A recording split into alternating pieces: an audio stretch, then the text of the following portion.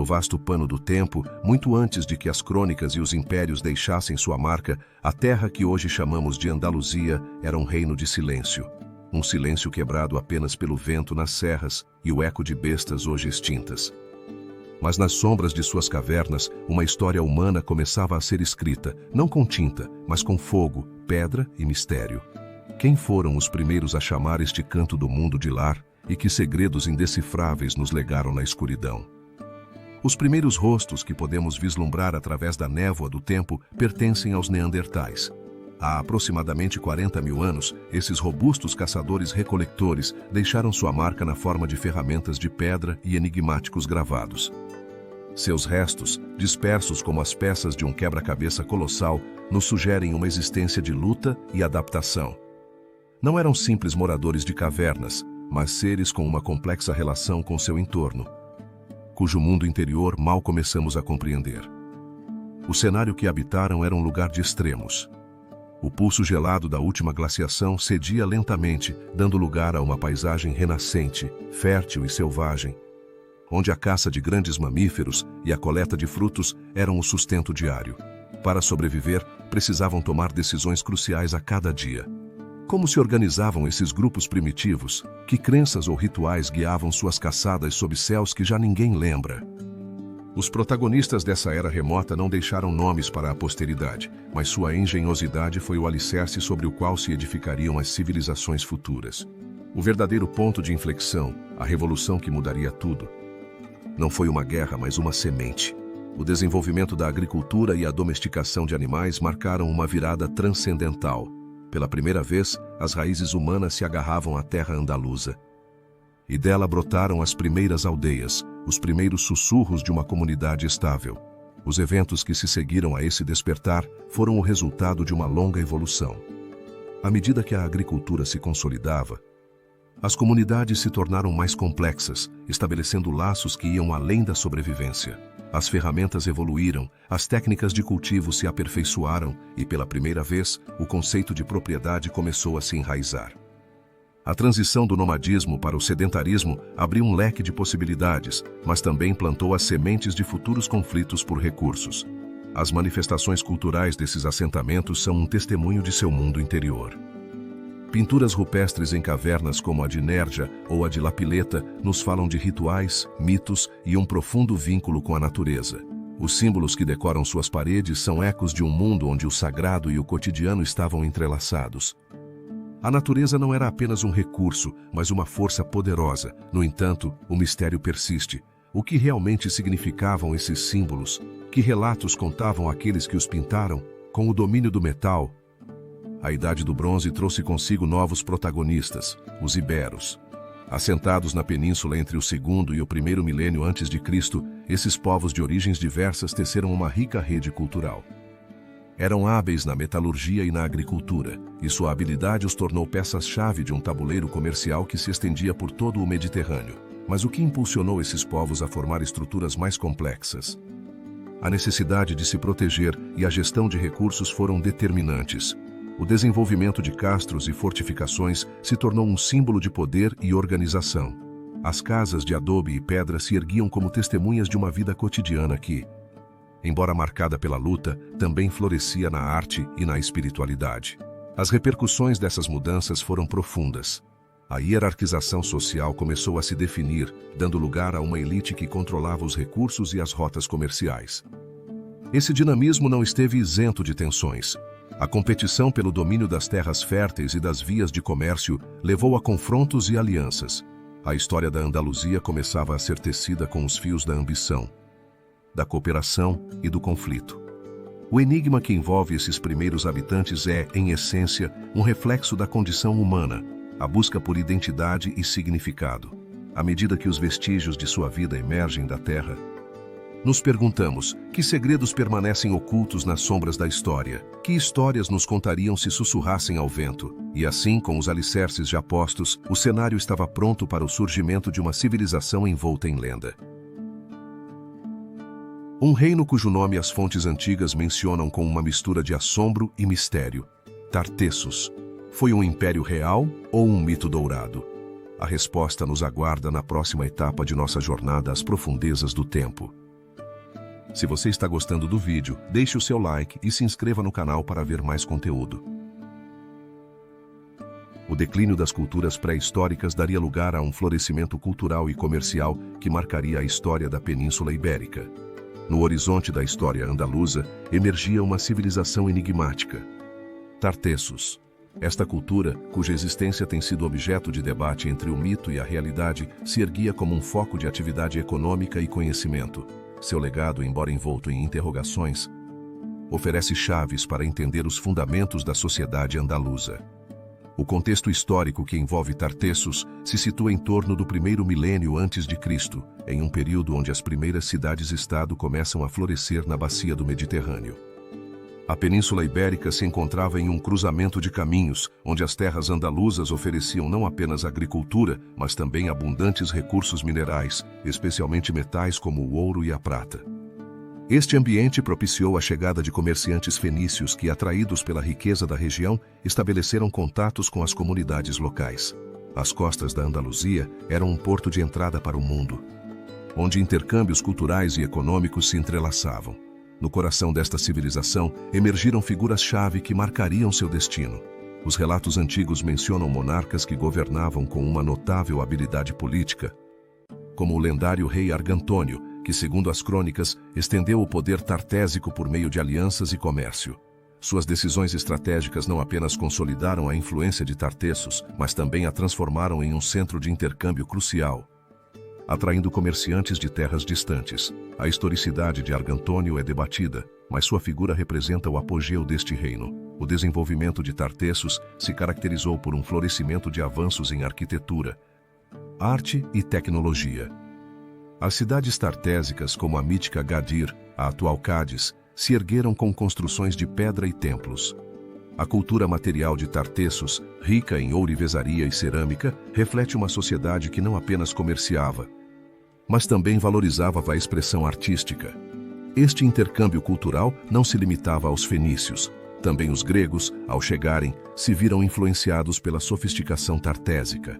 A aparição desses novos atores no cenário andaluz, no entanto, levantava questões sobre o futuro da civilização local.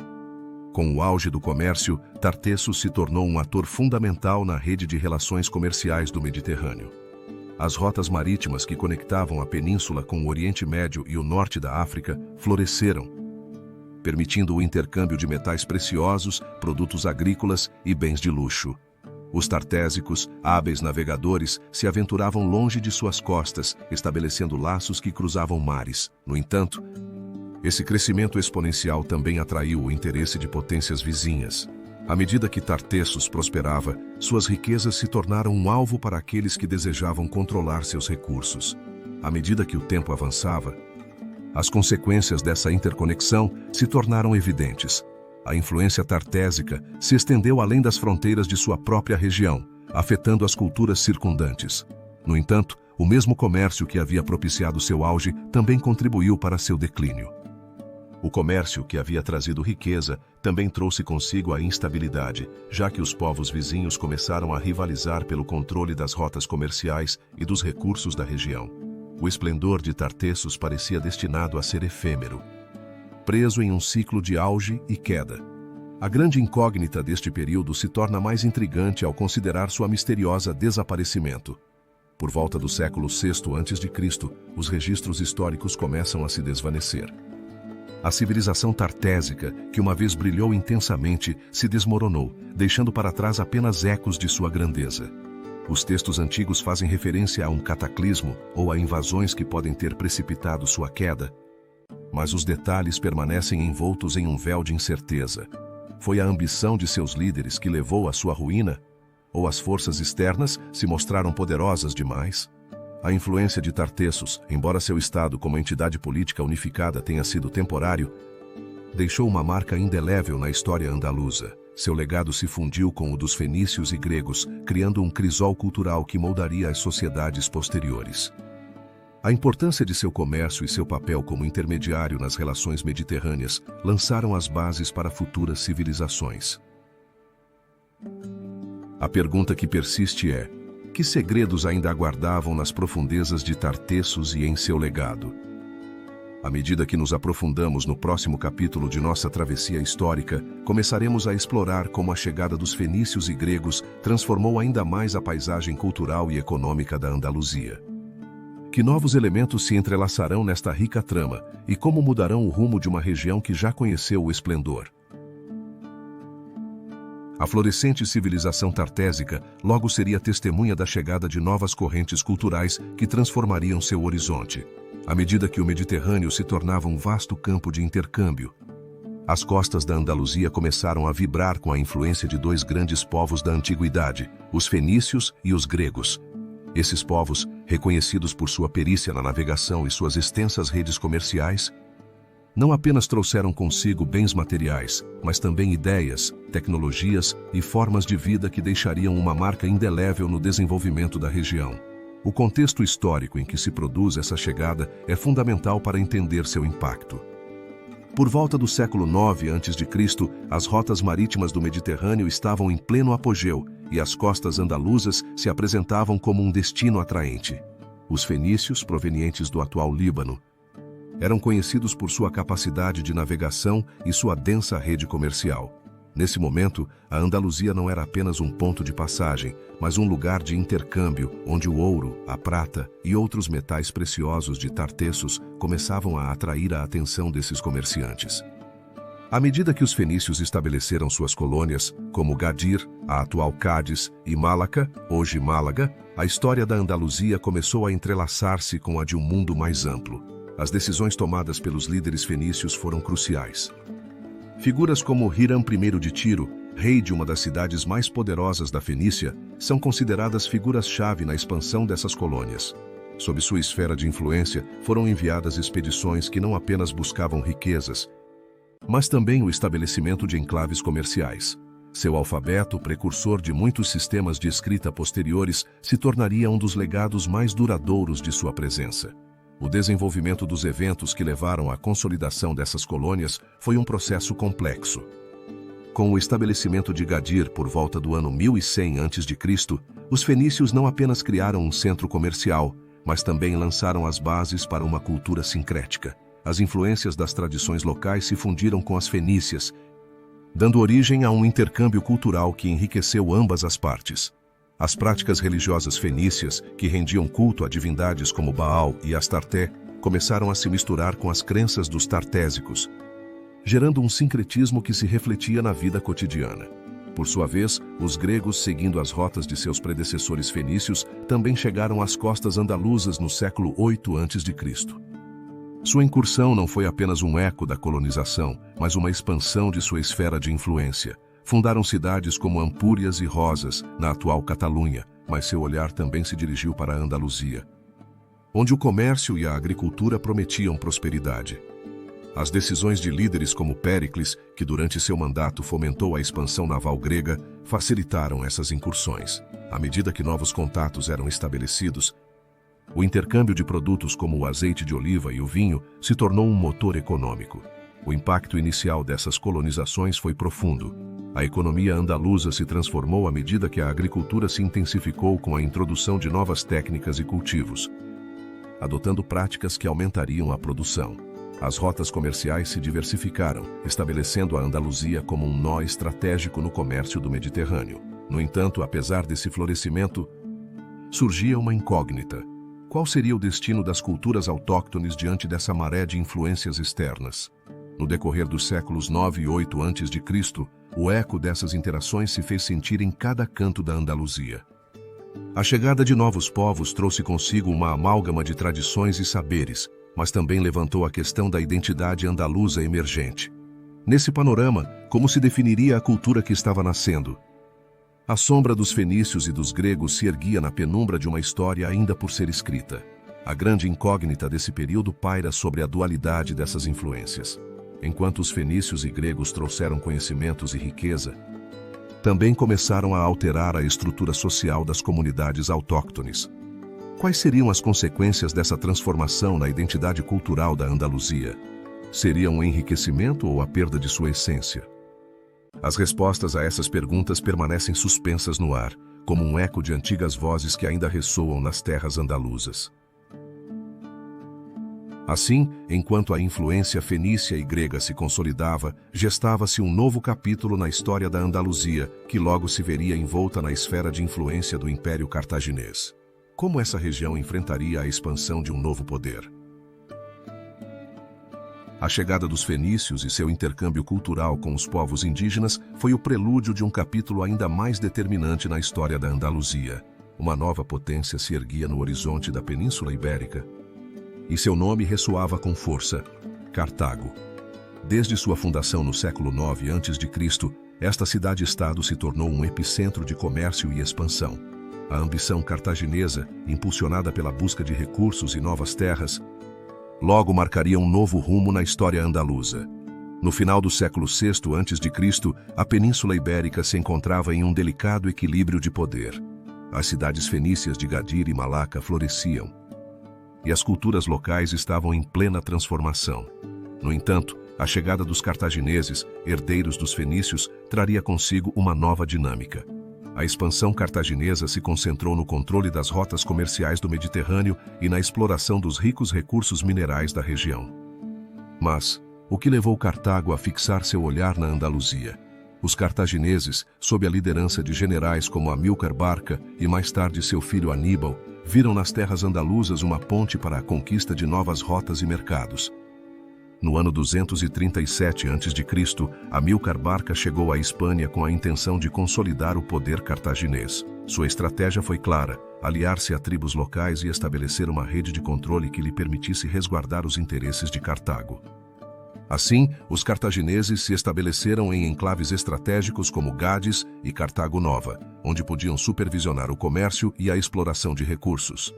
Neste contexto, a figura de Aníbal se ergue como um personagem central. Com sua chegada à cena política, as tensões entre Cartago e Roma se intensificaram. Aníbal, decidido a vingar as derrotas sofridas por sua cidade após a Primeira Guerra Púnica, encontrou na Andaluzia o campo ideal para iniciar sua campanha contra Roma. A incursão de Aníbal na Península Ibérica não foi apenas uma questão de revanche, mas também de estratégia militar. Seu objetivo era consolidar um império que pudesse desafiar a hegemonia romana. Aníbal tomou decisões de grande risco estratégico. Em um movimento que ressoaria através dos séculos, decidiu cruzar os Alpes para levar a guerra às mesmas portas de Roma. Mas antes dessa épica travessia, sua consolidação na Andaluzia foi fundamental. As vitórias em batalhas como a de Cannae no ano 216 a.C. pareciam inclinar a balança a seu favor, mas também encadeavam Aníbal a necessidade de manter o controle de seus territórios na Espanha. As tensões entre Cartago e Roma culminaram em um conflito aberto que marcaria a fogo a história da região. As legiões romanas, lideradas por figuras como Públio Cornélio Escipião, começaram a se deslocar para o sul. A Batalha de Ilipa, no ano 206 a.C., significou um golpe devastador para a ambição cartaginesa na Andaluzia. Escipião, com uma astúcia militar comparável à de Aníbal, conseguiu unir as tribos locais contra ele, resultando em uma derrota esmagadora para os cartagineses. As repercussões dessa série de confrontos foram profundas. A derrota de Cartago na Segunda Guerra Púnica não significou apenas a perda de seu domínio na Península Ibérica, mas o início de um processo de romanização que modificaria para sempre a paisagem cultural e política da Andaluzia.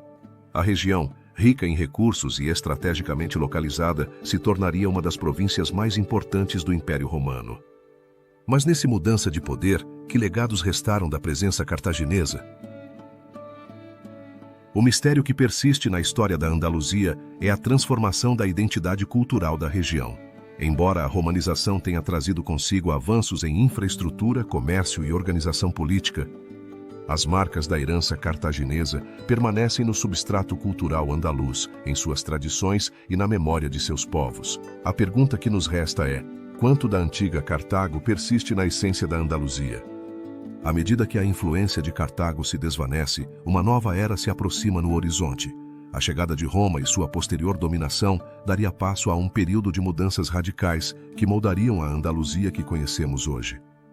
A história, em sua incessante dança, nos prepara para adentrar na conquista romana da Andaluzia, uma jornada que nos levará a descobrir como a cultura e a identidade da região foram moldadas pela mão do Império Romano. A saída dos cartagineses daria início a um novo capítulo na história da Andaluzia. um que marcaria o começo de uma era de transformação profunda: a conquista romana. A chegada das legiões de Roma traria consigo não apenas o poder militar, mas também uma nova forma de vida, uma nova cultura que se espalharia como um manto sobre as antigas terras ibéricas. Nesse panorama, a Andaluzia, rica em recursos e estrategicamente situada, se tornaria um objetivo primordial para os conquistadores. O século III a.C. se desenrola como um cenário de tensões e conflitos. A República Romana, em sua busca por expansão, se vê presa em uma luta constante com Cartago. As guerras púnicas, que abalam a Península Ibérica, criam um vácuo de poder que as legiões romanas estão dispostas a preencher. No horizonte, os generais romanos, como Públio Cornélio Escipião, se preparam para realizar a invasão que mudaria para sempre o destino da Andaluzia.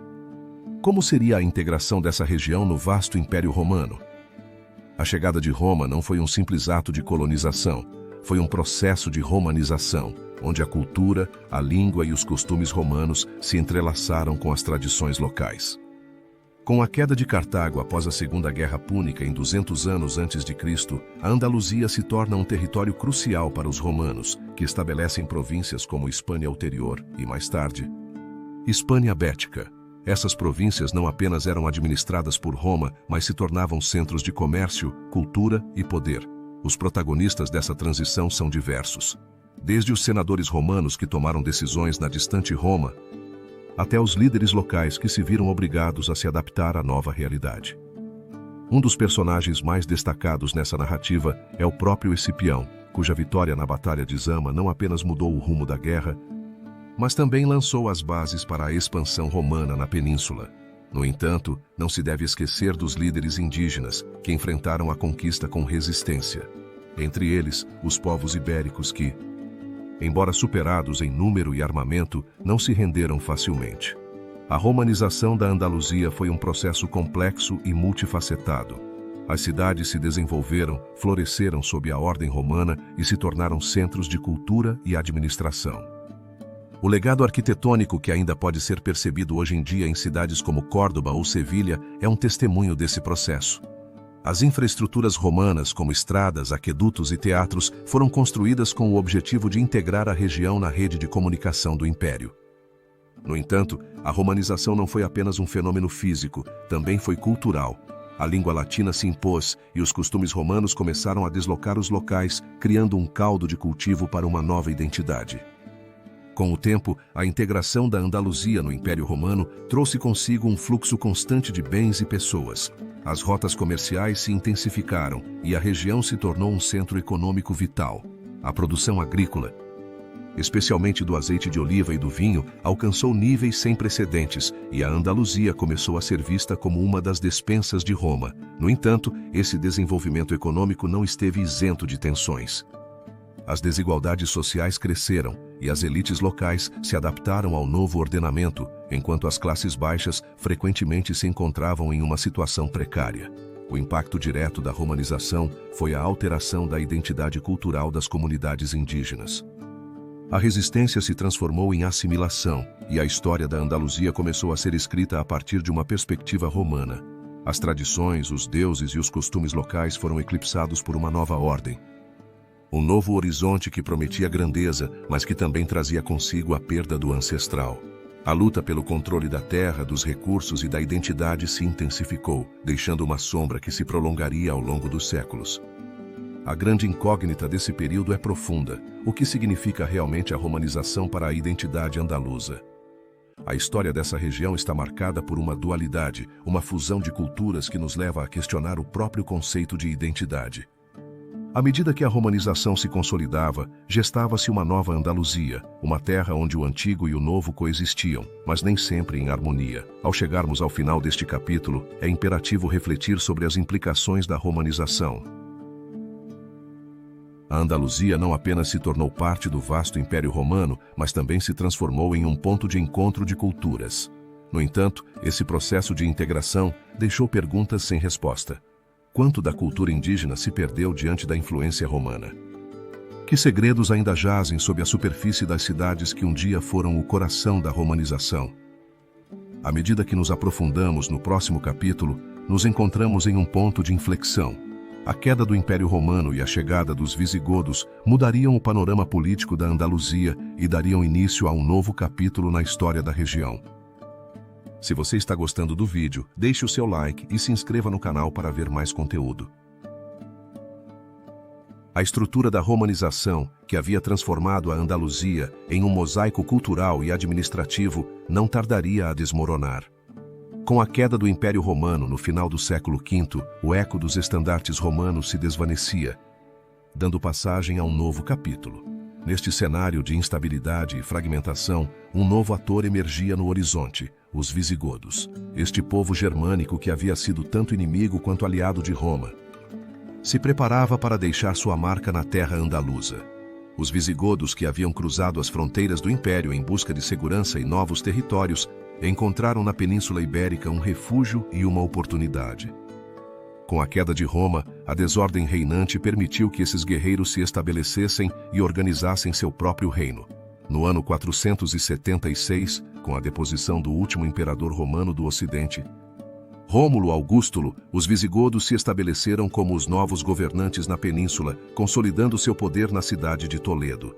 Este período marcaria o início de um legado que mudaria o rumo da Andaluzia. O panorama político e social dessa época era complexo. A fraqueza do poder romano havia criado um vazio que os visigodos não tardaram a preencher. No entanto, sua chegada não foi um processo pacífico. As lutas internas entre as diversas tribos germânicas e a resistência das populações hispano-romanas geraram um clima de tensão. Como conseguiriam os visigodos estabelecer um domínio duradouro em uma terra que havia sido, até então, um bastião romano?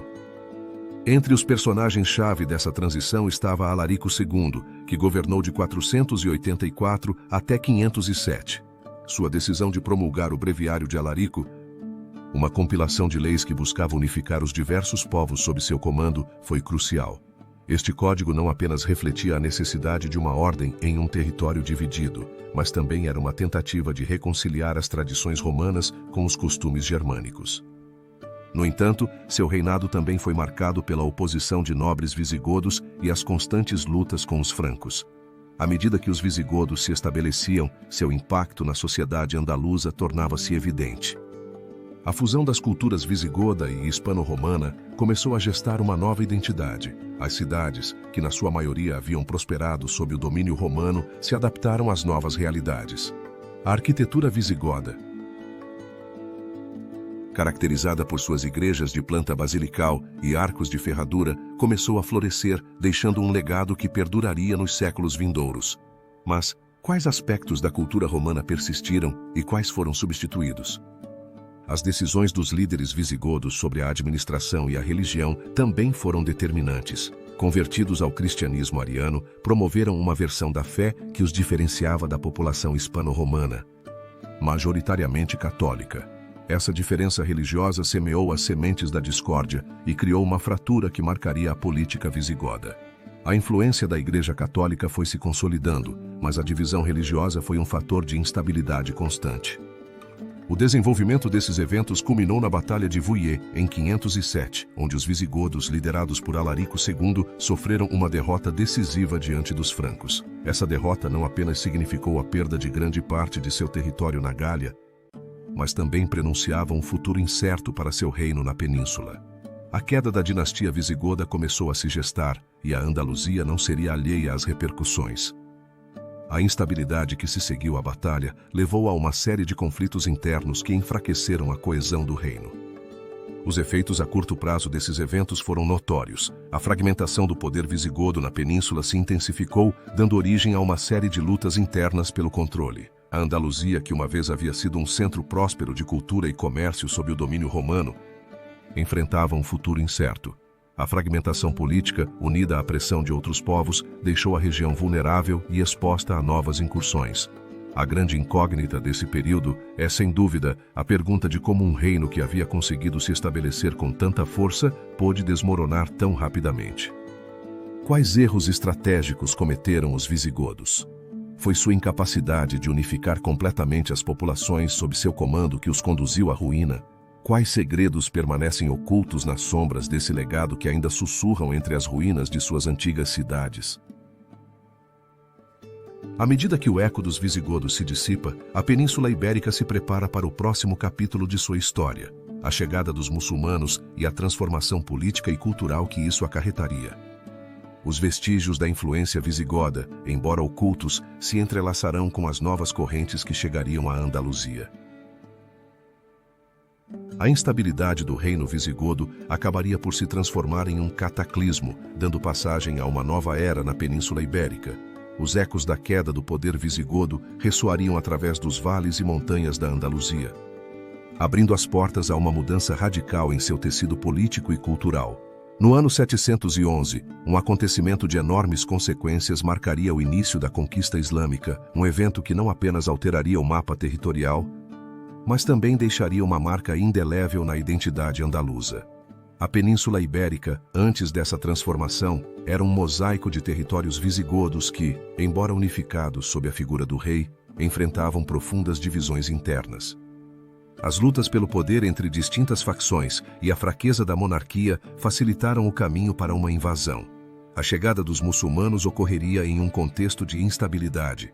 No entanto, o verdadeiro enigma reside em como uma força relativamente pequena pôde desencadear uma transformação tão monumental em uma região tão diversa.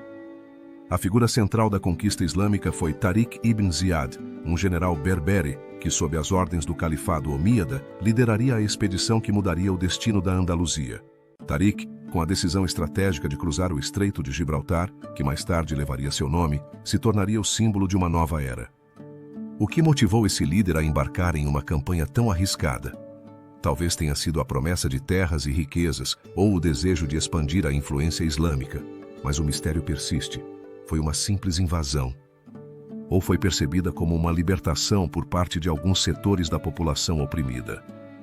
No 19 de julho de 711, as tropas muçulmanas desembarcaram na costa andaluza, surpreendendo as forças visigodas que se encontravam desorganizadas.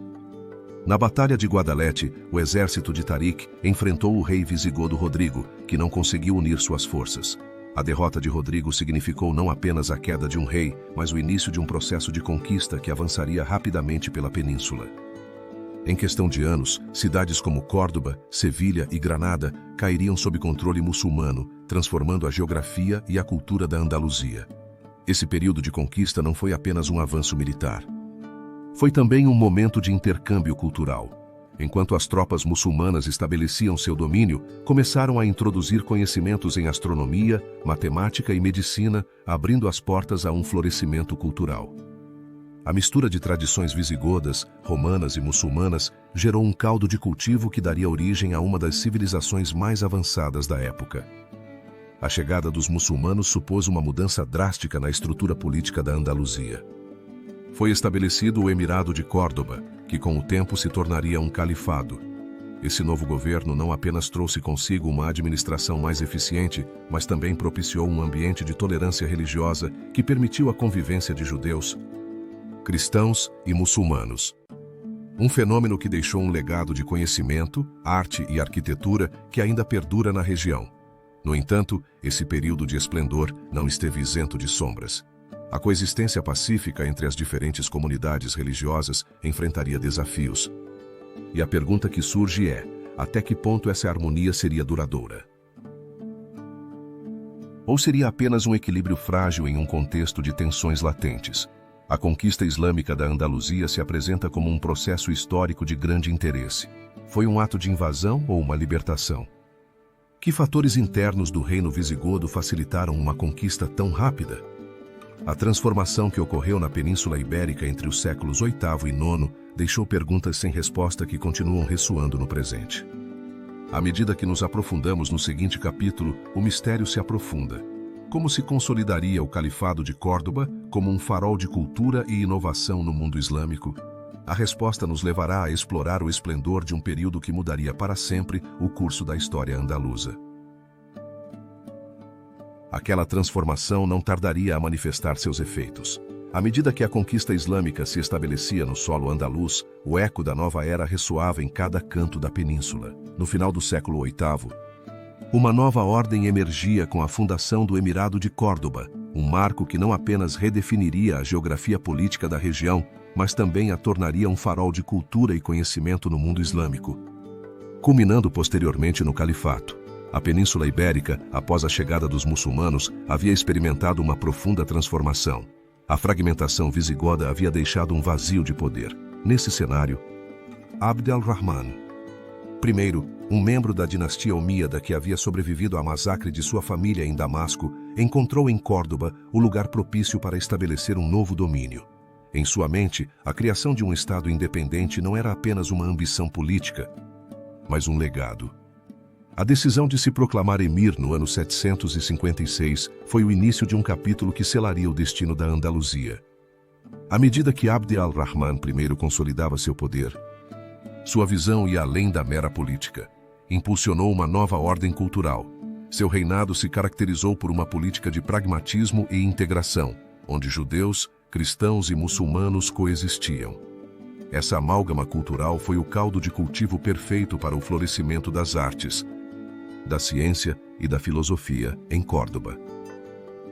As decisões de Abd al-Rahman. Primeiro, especialmente seu enfoque em relação ao conhecimento, estabeleceram as bases de uma civilização que rivalizaria com as maiores da época. No coração desse renascimento estava a construção da Grande Mesquita de Córdoba, uma das obras-primas da arquitetura islâmica. Cada arco, cada coluna contava uma história, um reflexo do engenho humano e da devoção espiritual. A mesquita não era apenas um lugar de oração, mas um símbolo do poder e da riqueza do Emirado, um espaço onde a espiritualidade se entrelaçava com o saber. Com o tempo, a chegada de Abderrahman III, descendente de Abd al-Rahman I, consolidaria ainda mais essa tradição de esplendor. No ano 929, proclamou-se califa, elevando o status de Al-Andalus a um poder independente e soberano. Foi um movimento audacioso que não apenas reforçou seu poder, mas também enviou uma mensagem clara ao resto do mundo islâmico. Córdoba era um centro de poder, um líder na esfera política e cultural. Sob seu comando, a cidade se transformou em um crisol de culturas, onde os saberes do Oriente e do Ocidente se entrelaçavam. Esse período de esplendor não esteve isento de desafios. À medida que o Califato de Córdoba prosperava, também o faziam as tensões internas. A luta pelo controle do poder entre as distintas facções muçulmanas e as rivalidades com os reinos cristãos do norte começaram a deixar marcas na estabilidade do califato. No entanto, esses conflitos não conseguiram ofuscar a luz que emanava de Córdoba. Centros de conhecimento como a Biblioteca de Al-Hakam II floresceram, e seu legado perduraria ao longo dos séculos. Os efeitos a curto prazo dessa era dourada foram palpáveis. Córdoba se tornou um centro de atração não apenas para os muçulmanos, mas para eruditos e viajantes de todo o mundo. A influência do califato se estendia além de suas fronteiras. Inovações em matemática, medicina e astronomia se gestavam em suas escolas, e o eco das discussões filosóficas reverberava nas ruas. É possível que esta cidade, em seu apogeu, tenha sido o ponto de encontro de algumas das mentes mais brilhantes de seu tempo.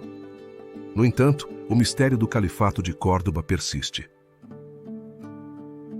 À medida que o poder parecia inquebrantável, as fissuras em sua estrutura começavam a aparecer. As tensões sectárias e as lutas políticas internas semearam a semente de uma futura fragmentação.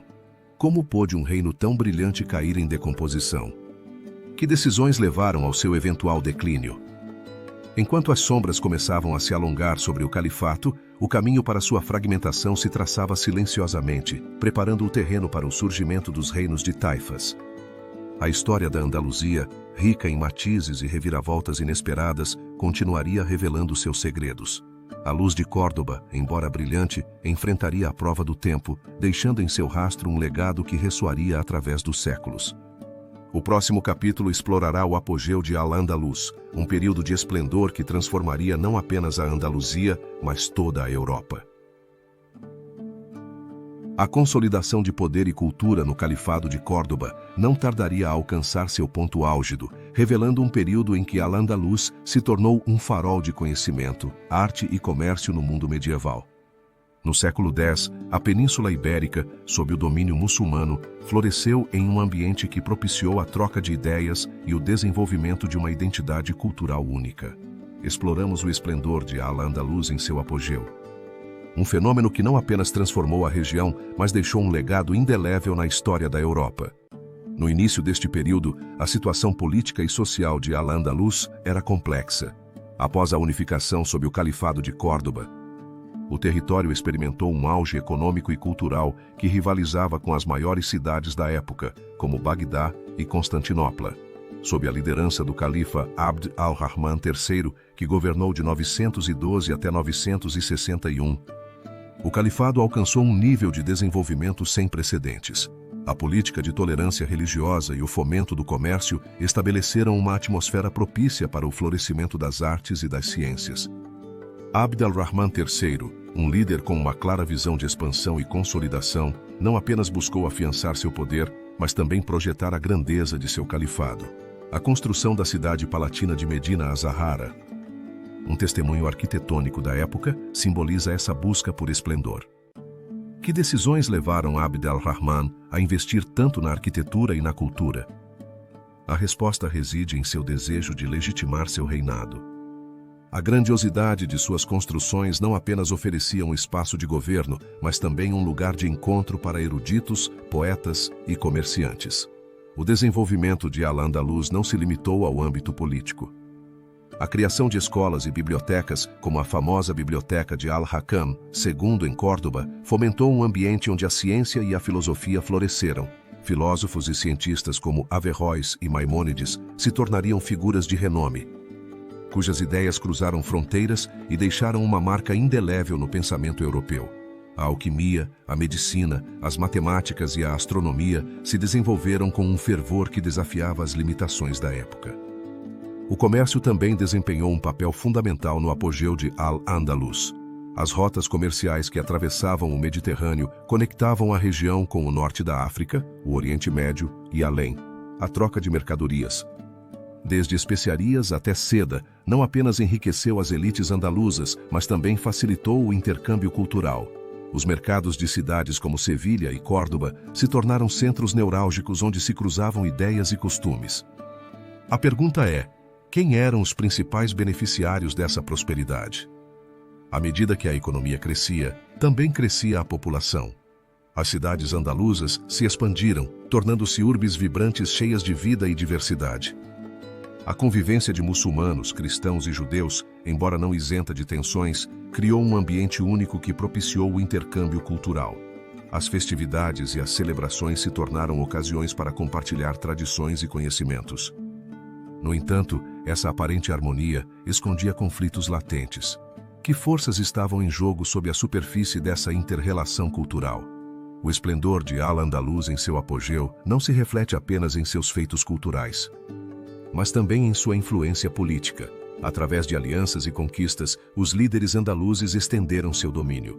No entanto, esse crescimento não esteve isento de desafios. A rivalidade com outros poderes, tanto cristãos quanto muçulmanos, começou a se manifestar, e as decisões tomadas pelos governantes de Al-Andalus teriam repercussões.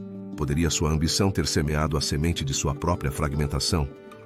Ao final deste período de esplendor, o eco da grandeza de Al-Andalus ressoou com força no mundo. As inovações na agricultura, na engenharia e na medicina lançaram as bases de um legado que perduraria. No entanto, o sucesso também levou à rivalidade, tanto dentro quanto fora das fronteiras do califado. A fragmentação em reinos de taifas se aproximava, e com ela, uma nova era de conflitos. Foi este o destino inevitável de uma cultura tão rica e diversa? O apogeu de Al-Andalus se tornou um período histórico de grande interesse, onde o conhecimento e a cultura alcançaram um clímax, mas também onde as tensões começaram a se gestar. A pergunta que fica no ar é: poderia ter existido um caminho alternativo para Al-Andalus, um que tivesse perpetuado seu legado de unidade e prosperidade? À medida que nos adentramos no próximo capítulo, enfrentaremos as consequências desse esplendor. A divisão do Califado de Córdoba em pequenos reinos de taifas não apenas marcou uma mudança no panorama político, mas também transformou o delicado equilíbrio cultural forjado durante séculos. A Era de Esplendor, onde o Califado de Córdoba brilhava com uma luz quase inigualável no mundo medieval, não tardaria a se desvanecer, deixando para trás um legado de fragmentação. A chegada do século XI marcou o início de uma transformação drástica no panorama político e social de Al-Andalus.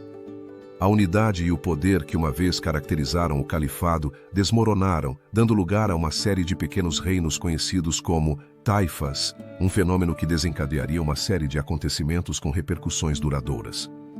A fragmentação do Califado de Córdoba não foi um evento isolado, mas o resultado de uma série de fatores interrelacionados.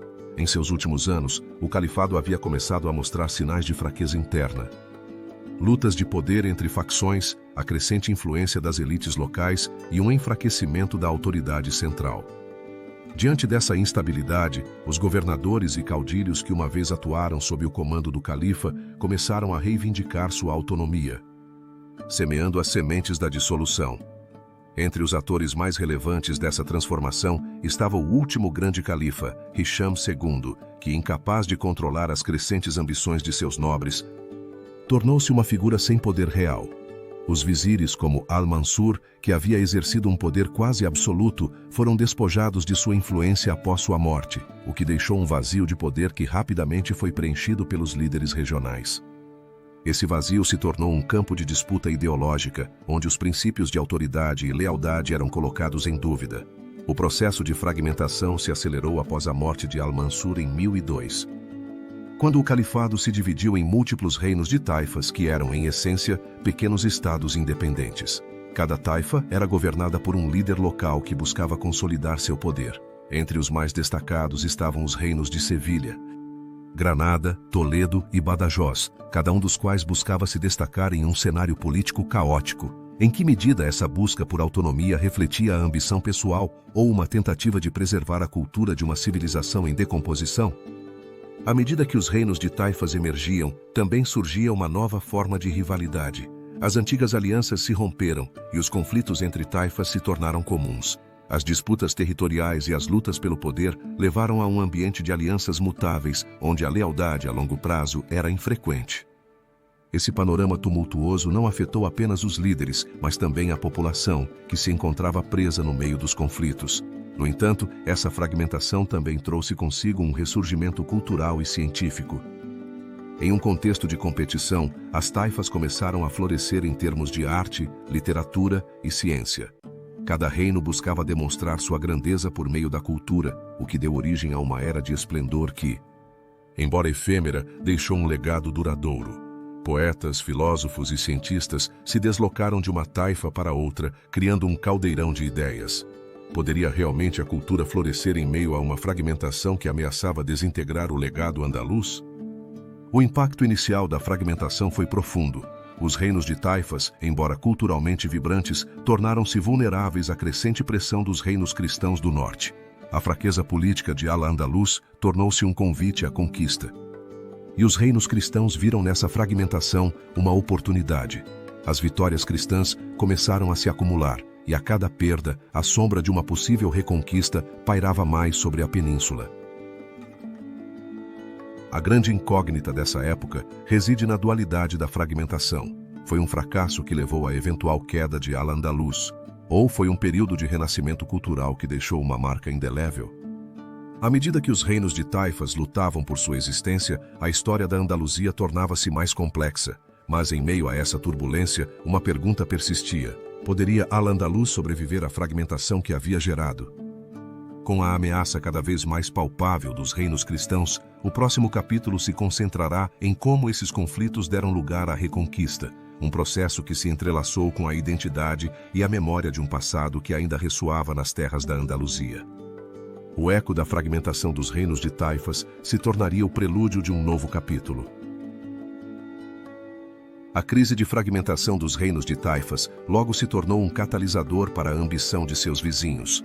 Enquanto a Península Ibérica se desgastava em lutas internas, um novo fervor começava a agitar os reinos cristãos do norte. A reconquista avançava, impulsionada por um forte desejo de recuperar o que consideravam parte de seu legado. À medida que os reinos cristãos, em particular Castela, Leão e Aragão, fixavam seus olhares na Andaluzia, o ambiente político e social tornava-se cada vez mais complexo. No século XI, o esplendor de Al-Andalus era ofuscado pela fragmentação em pequenos reinos de taifas, que, embora ricos em cultura, eram vulneráveis. A instabilidade interna desses reinos era um terreno fértil para as ambições dos reinos cristãos, que viam na reconquista não apenas uma questão de fé, mas também uma oportunidade de expansão territorial. Desde as terras de Castela até as planícies de Leão, o eco da guerra ressoava, e os líderes desses reinos começavam a traçar planos que mudariam o curso da história. Entre os personagens mais destacados desse período estava o rei Alfonso VI de Leão e Castela, um monarca que se destacou como figura central na luta contra os muçulmanos. Conhecido por sua habilidade em forjar alianças, Alfonso VI entendia que a vitória sobre os reinos de taifas significaria o restabelecimento do poder cristão na península. Em 1085, sua decisão de sitiar Toledo, um bastião muçulmano, marcaria um ponto de inflexão. Seu exército sitiou a cidade com determinação, e após meses de cerco, Toledo caiu em mãos cristãs. Este triunfo foi um símbolo de esperança para os reinos cristãos. No entanto, a vitória em Toledo trouxe consequências inesperadas. A queda da cidade fortaleceu a resistência muçulmana, já que outros reinos de taifas buscaram apoio no norte da África.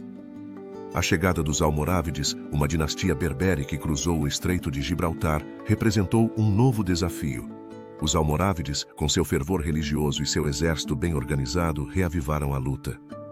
Assim, a reconquista se tornou um jogo de xadrez, onde cada movimento poderia ser decisivo. À medida que os anos avançavam, a reconquista se intensificava. Em 1094, o cavaleiro Rodrigo Dias de Vivar, conhecido como El Cid, tornou-se uma figura emblemática. Sua habilidade em combate e sua astúcia política lhe permitiram alternar entre lealdades, lutando tanto para reis cristãos quanto para senhores muçulmanos. As façanhas de El Cid tornaram-se lendas, simbolizando a complexidade das lealdades em um tempo de guerra. Em 1108, a Batalha de Sagrajas tornou-se um marco crucial. As forças cristãs lideradas por Alfonso VI enfrentaram os almorávides em um combate feroz. Apesar da bravura demonstrada pelos cristãos, a vitória foi para os muçulmanos, que souberam utilizar seu conhecimento do terreno para desbaratar os planos de Alfonso.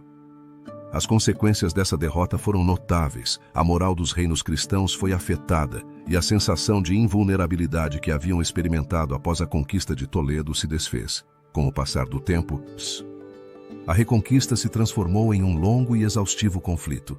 Cada vitória e cada derrota moldavam não apenas o destino da península, mas também o de seus habitantes. As tensões não se limitavam às fronteiras entre muçulmanos e cristãos. Também se estendiam às comunidades judaicas, que, apanhadas no meio desse conflito, tornaram-se alvo da crescente intolerância. Nesse contexto, a percepção da identidade andaluza começava a ser um mistério. Uma encruzilhada de culturas. A grande incógnita da reconquista reside na pergunta: o que realmente motivou os cristãos a continuar sua luta? Foi a fé, o desejo de recuperar a glória perdida ou, talvez, a ambição de poder e riqueza? À medida que os reinos cristãos avançavam, a paisagem da Andaluzia se tornava um campo de batalha, onde cada pedra contava uma história de resistência e ambição. As campanhas dos reinos cristãos não apenas deixaram um legado de conquista, mas também semearam as sementes de uma mudança cultural profunda. A mistura de tradições e conhecimentos começou a dar forma a uma nova identidade no sul da península. Que segredos ocultavam os territórios que uma vez foram parte de Al-Andalus?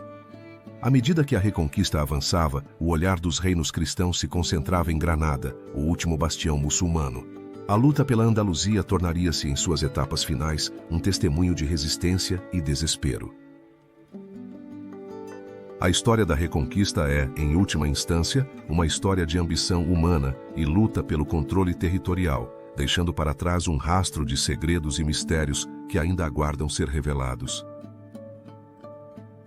A avançada cristã abriria as portas para um novo capítulo na história da Andaluzia, onde a resistência e o engenho se manifestariam em um reino que perduraria como símbolo de uma época de esplendor e desafio.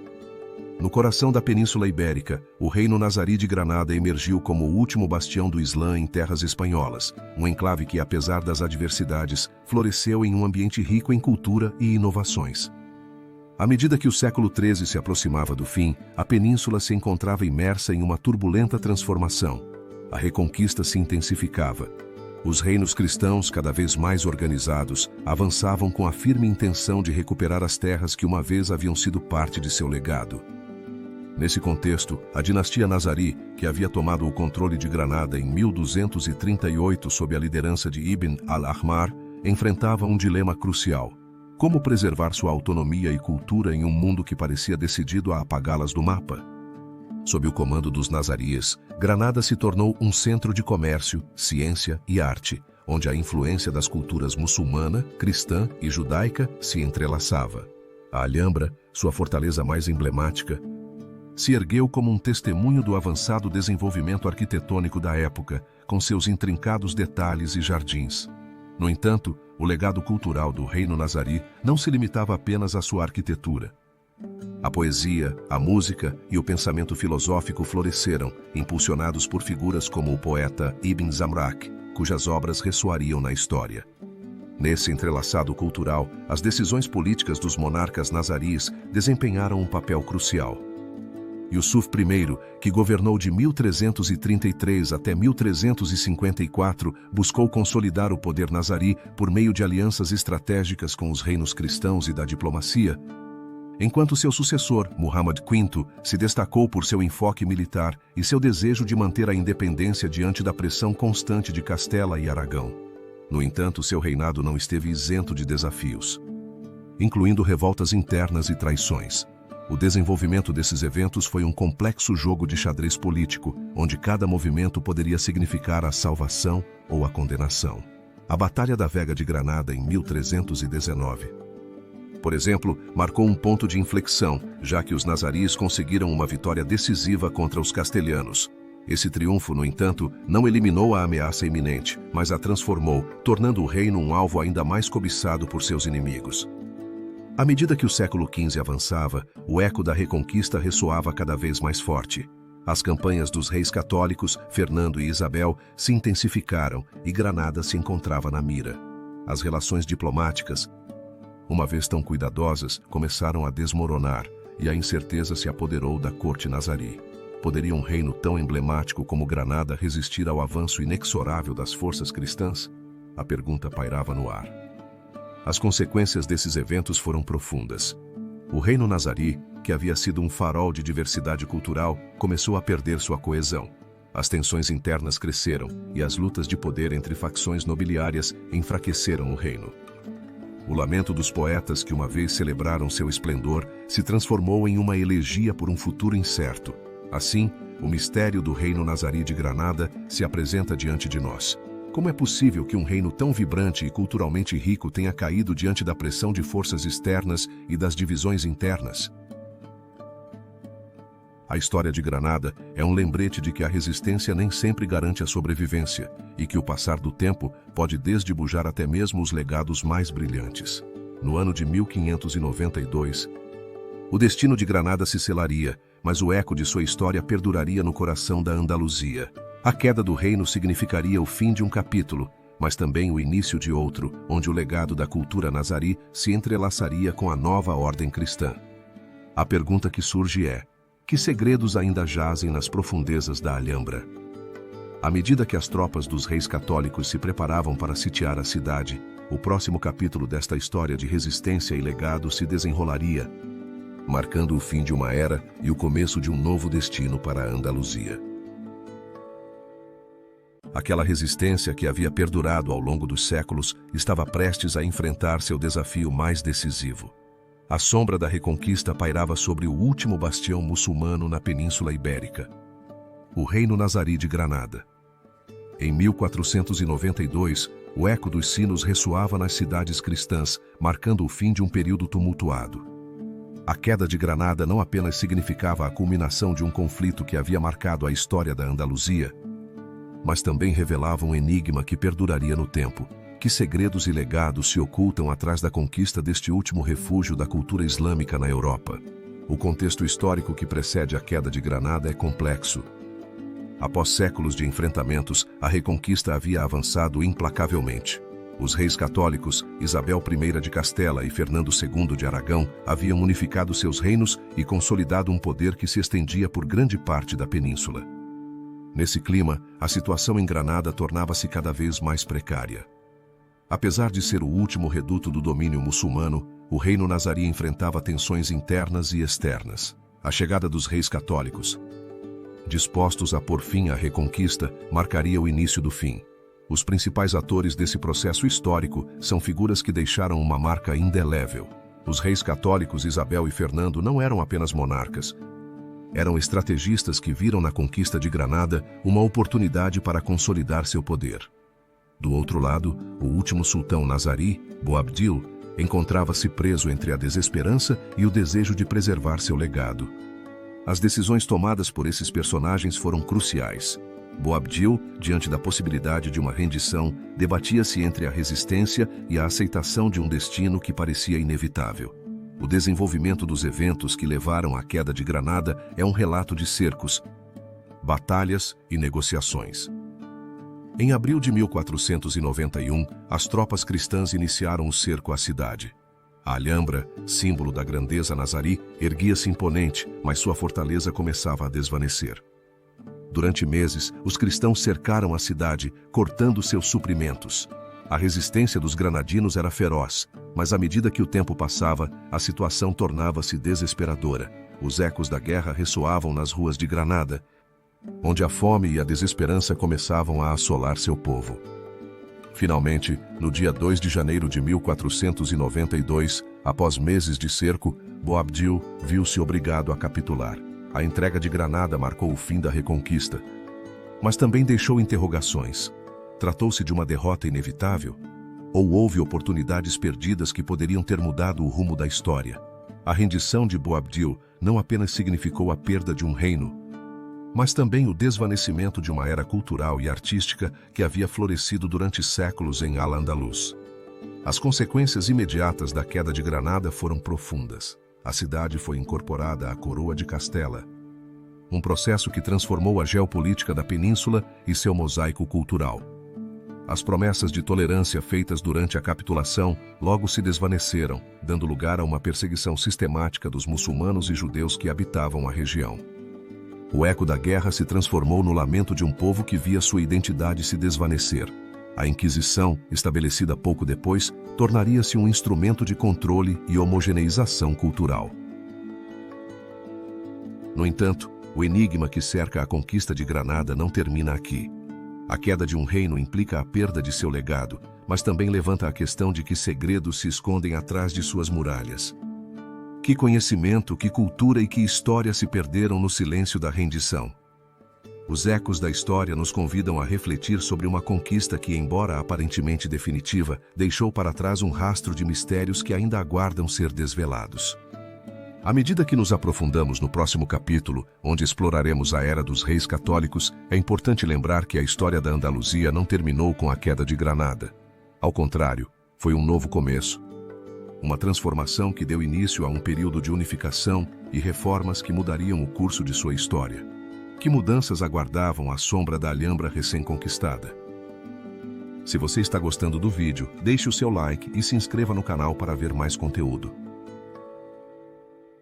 A queda de Granada em 1492 não apenas marcou o fim de um reino, mas também desencadeou uma série de transformações que se estenderiam por toda a Península Ibérica.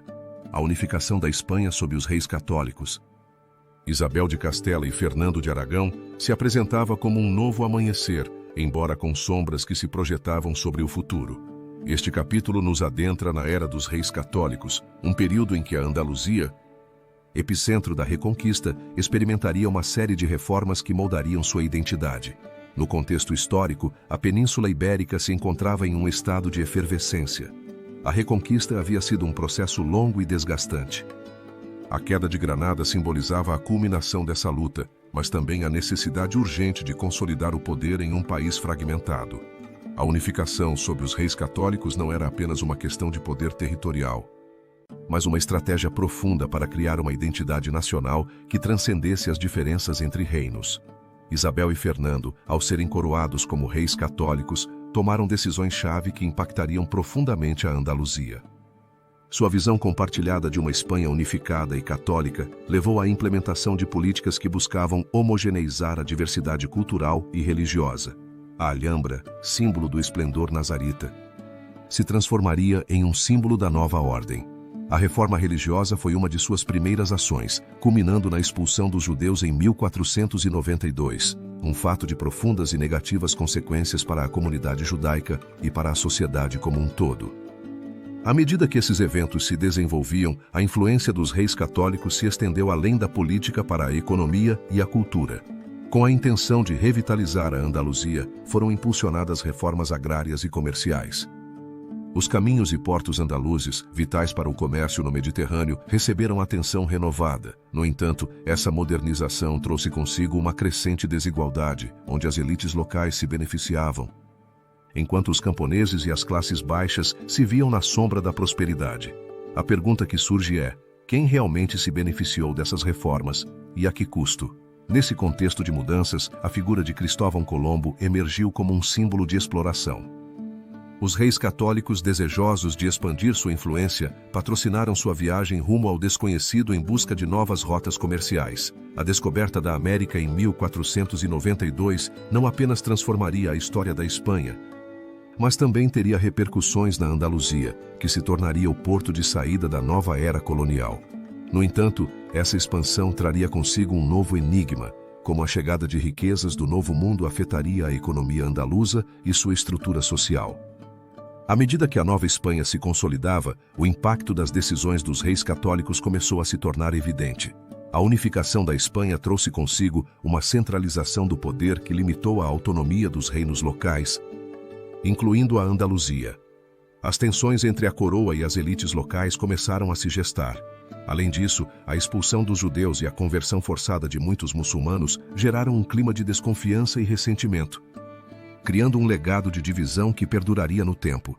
O enigma que cerca a era dos reis católicos na Andaluzia não se limita às decisões políticas e econômicas. No pano de fundo dessas reformas, encontra-se a luta pela identidade cultural. A Andaluzia, com sua rica herança muçulmana, enfrentava a pressão de uma homogeneização que buscava apagar as marcas de seu passado. A riqueza cultural dos mouriscos, aquelas comunidades muçulmanas que permaneceram na península, estava ameaçada pela intolerância e pela repressão. Até que ponto se pode forjar uma identidade nacional à custa de sua diversidade?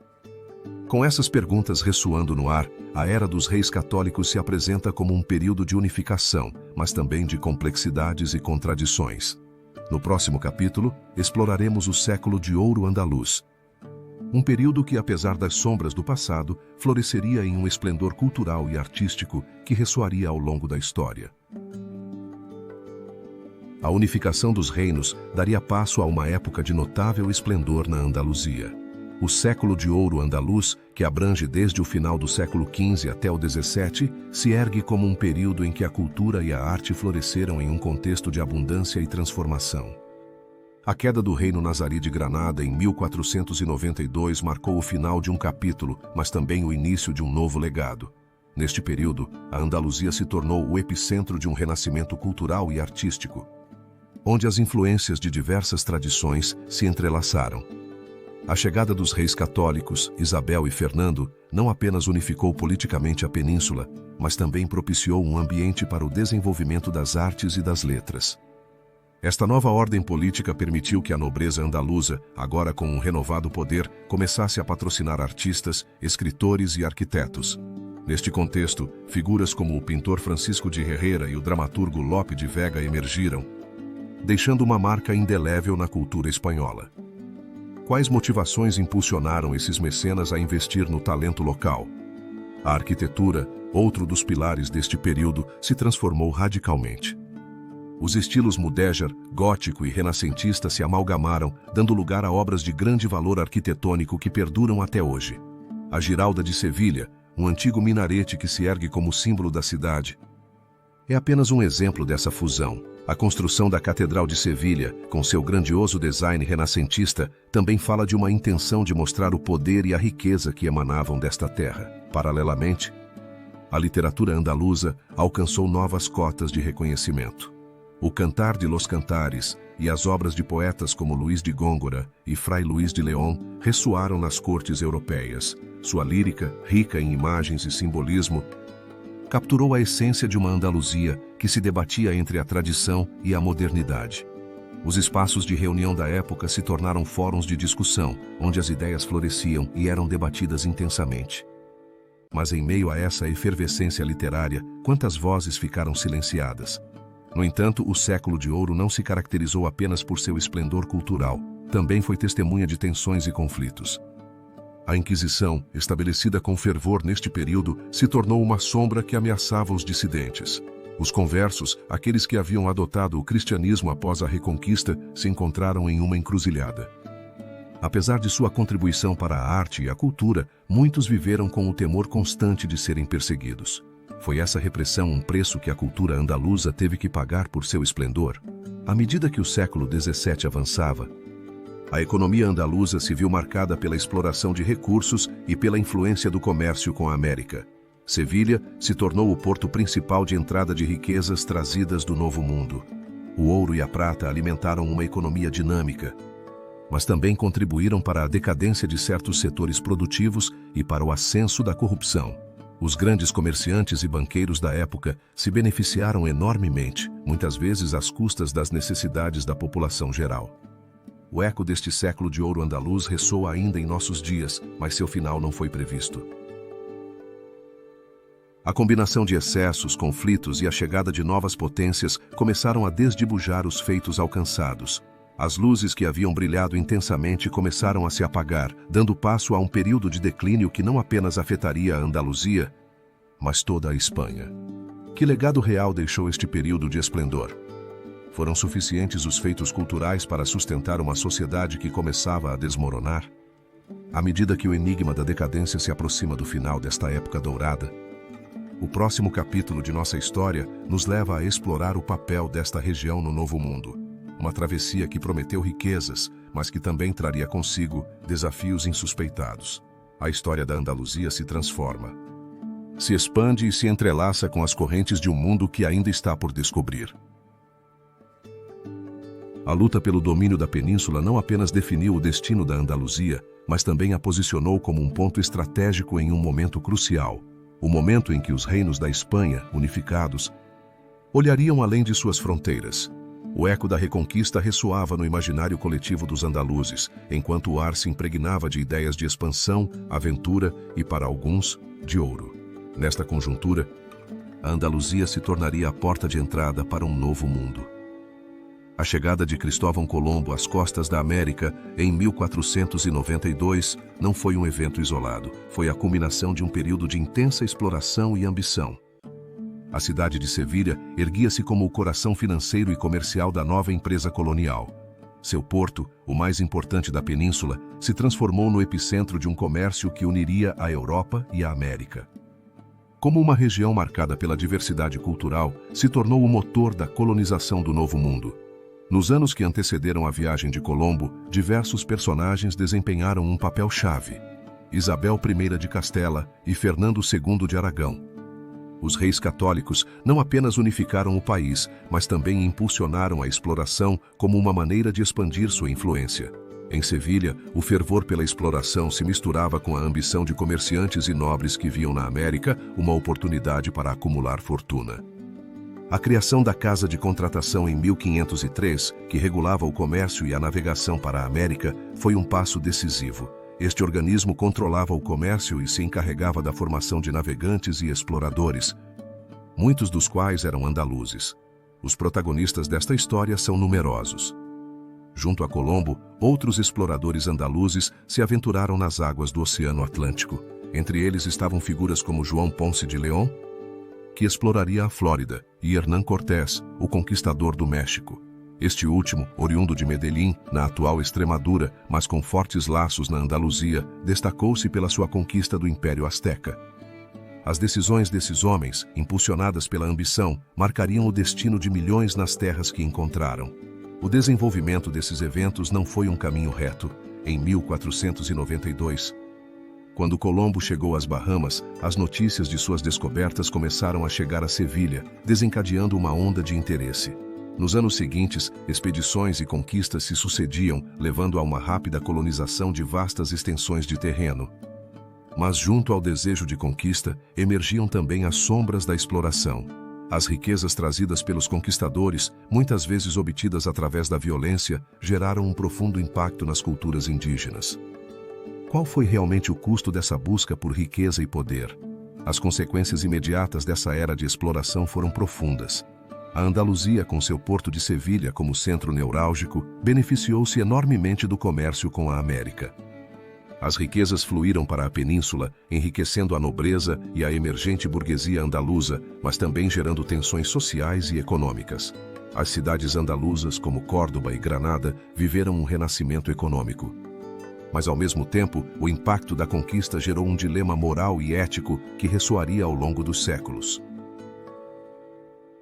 A grande incógnita deste capítulo é profunda. A participação da Andaluzia na exploração e colonização do Novo Mundo deixou um legado que perdura, mas como reconciliar os feitos com a sombra da opressão exercida sobre os povos originários? As riquezas acumuladas e o intercâmbio cultural entrelaçam-se com a história de sofrimento e resistência daqueles que habitavam as terras americanas. À medida que nos aprofundamos no próximo capítulo, nos confrontaremos com um período de crise na Andaluzia, onde a euforia da conquista se tornaria decadência. A riqueza que havia fluído para a península nem sempre trouxe prosperidade. A sombra do império começaria a se dissipar e, com isso, novas perguntas surgiriam sobre o futuro de uma Andaluzia marcada pelo esplendor e pela tragédia. A prosperidade inicial não tardaria a manifestar seus limites, dando passagem a uma das etapas mais sombrias da história andaluza. À medida que o século de ouro se desvanecia, o eco do esplendor anterior tornava-se cada vez mais distante. E a Andaluzia, uma das regiões mais prósperas do Império Espanhol, encontrava-se à beira de um abismo econômico e social. A decadência do Império não afetou apenas as grandes cidades, mas também ressoou na vida de seus habitantes, que enfrentavam uma realidade cada vez mais dura. A crise que se aproximava não era um fenômeno isolado, mas o resultado de uma série de decisões políticas e econômicas que remontavam às últimas décadas do século XVI. A chegada de novos monarcas como Filipe III e Filipe IV trouxe consigo uma série de políticas que, em vez de trazer estabilidade, mergulharam o império em um estado de ineficácia e corrupção.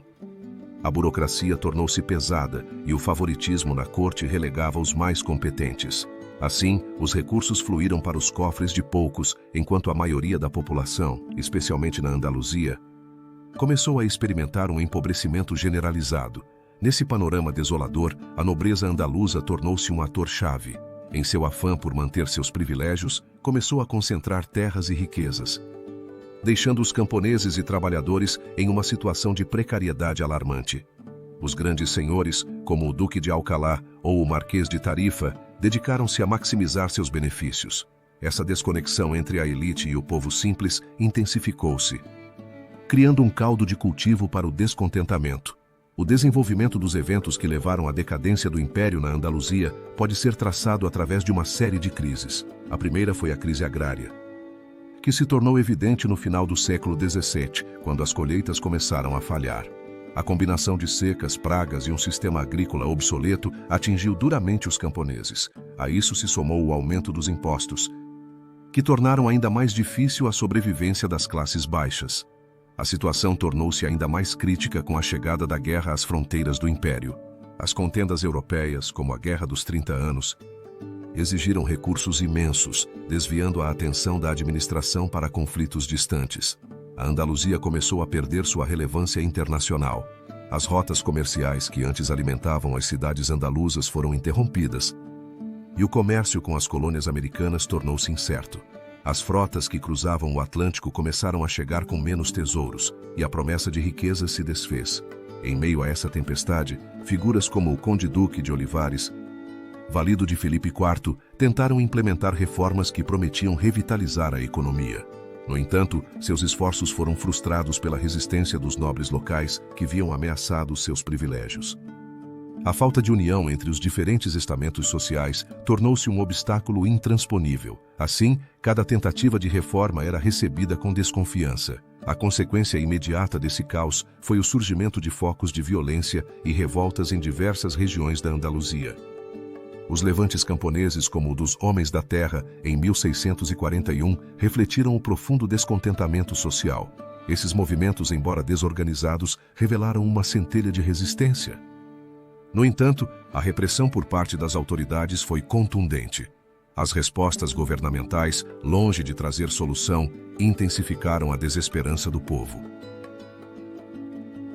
A decadência do Império Espanhol na Andaluzia deixou um enigma histórico. Como pôde uma região que havia sido o centro de tanto esplendor cair em uma espiral de miséria? A resposta encontra-se na complexidade das relações de classe, no impacto das decisões políticas e em uma série de erros acumulados. A história da Andaluzia, nesse sentido, torna-se um espelho que reflete os altos e baixos de um império que não soube se adaptar às mudanças. Os ecos dessa decadência ressoam até hoje. A luta pela sobrevivência e a busca por justiça são temas que permanecem vivos na memória coletiva andaluza. Mas, à medida que as sombras deste capítulo se dissipam, novos conflitos emergem no horizonte. A Guerra de Sucessão Espanhola está à porta e seu impacto na região promete ser ainda mais profundo. A fraqueza do Império evoluiria para um conflito que transformaria o mapa político da Espanha. A Guerra de Sucessão Espanhola, um enfrentamento que se estendeu desde 1701 até 1714. Não apenas abalou os alicerces da monarquia, mas também deixou ecos profundos na sociedade andaluza. Neste capítulo, desvendaremos o impacto desta guerra na Andaluzia e as mudanças políticas que surgiram de suas cinzas. No início do século XVIII, a Europa se encontrava em um estado de tensão. A morte sem descendência do rei Carlos II da Espanha desencadeou uma luta pelo trono que envolveu as principais potências. As coroas da França e da Espanha estavam ameaçadas pela possibilidade de uma união dinástica sob o controle de Filipe de Anjou, neto de Luís XIV da França. Este fato provocou o temor de que a supremacia francesa na Europa se consolidasse, o que levou a uma coalizão de países, incluindo a Inglaterra, os Países Baixos e a Áustria, a formar uma aliança contra a França e a Espanha. Neste cenário, a Andaluzia, com sua posição estratégica, se tornou um tabuleiro de xadrez. Os principais atores deste conflito foram figuras como Felipe de Anjou, que se tornou Felipe V, e o arquiduque Carlos da Áustria, que reivindicava o trono espanhol como Carlos III. As decisões desses líderes seriam cruciais. Felipe V, decidido a consolidar seu poder, implementou reformas para fortalecer a monarquia e centralizar o governo, enquanto seus opositores promoviam um modelo mais descentralizado. Na Andaluzia, essa luta se traduziu em uma série de confrontos. Os primeiros anos do conflito foram testemunhas de uma explosão de violência nas cidades andaluzas. A cidade de Sevilha, um bastião do apoio ao arquiduque Carlos, se tornou um centro de resistência. Em 1704, as tropas anglo-holandesas, aliadas do arquiduque, desembarcaram na costa andaluza. No entanto, a reação não foi uniforme. Algumas cidades, como Cádiz, se alinharam com o novo rei, enquanto outras mostraram lealdade a Felipe V. Esta divisão interna se tornou um caldo de cultivo para a violência. À medida que a guerra avançava, as consequências para a população civil se agravaram. O cerco de diversas cidades andaluzas levou a uma grave crise de abastecimento, e a fome ressoava nas ruas. As decisões dos líderes militares, como o marechal de campo Francisco de Velasco, que defendeu Cádiz contra as forças aliadas, se tornaram lendas locais, mas também lembranças das perdas sofridas.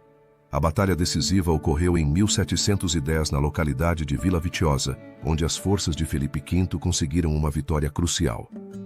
Esta derrota para os aliados marcou um ponto de inflexão. No entanto, a guerra não apenas deixou um legado de destruição, mas também levantou questionamentos sobre o futuro da monarquia. A vitória de Felipe V levou à consolidação de seu poder, mas também à implementação dos decretos de nova planta, que aboliram os foros e privilégios dos reinos, incluindo a Andaluzia.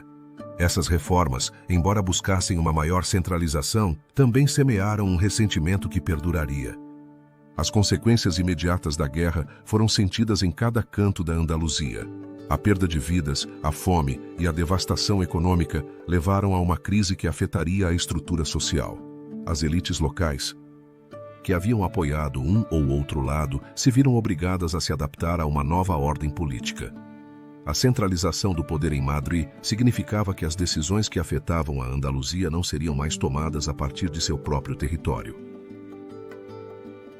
Apesar dessas mudanças, a grande incógnita do capítulo se apresenta na forma de uma pergunta.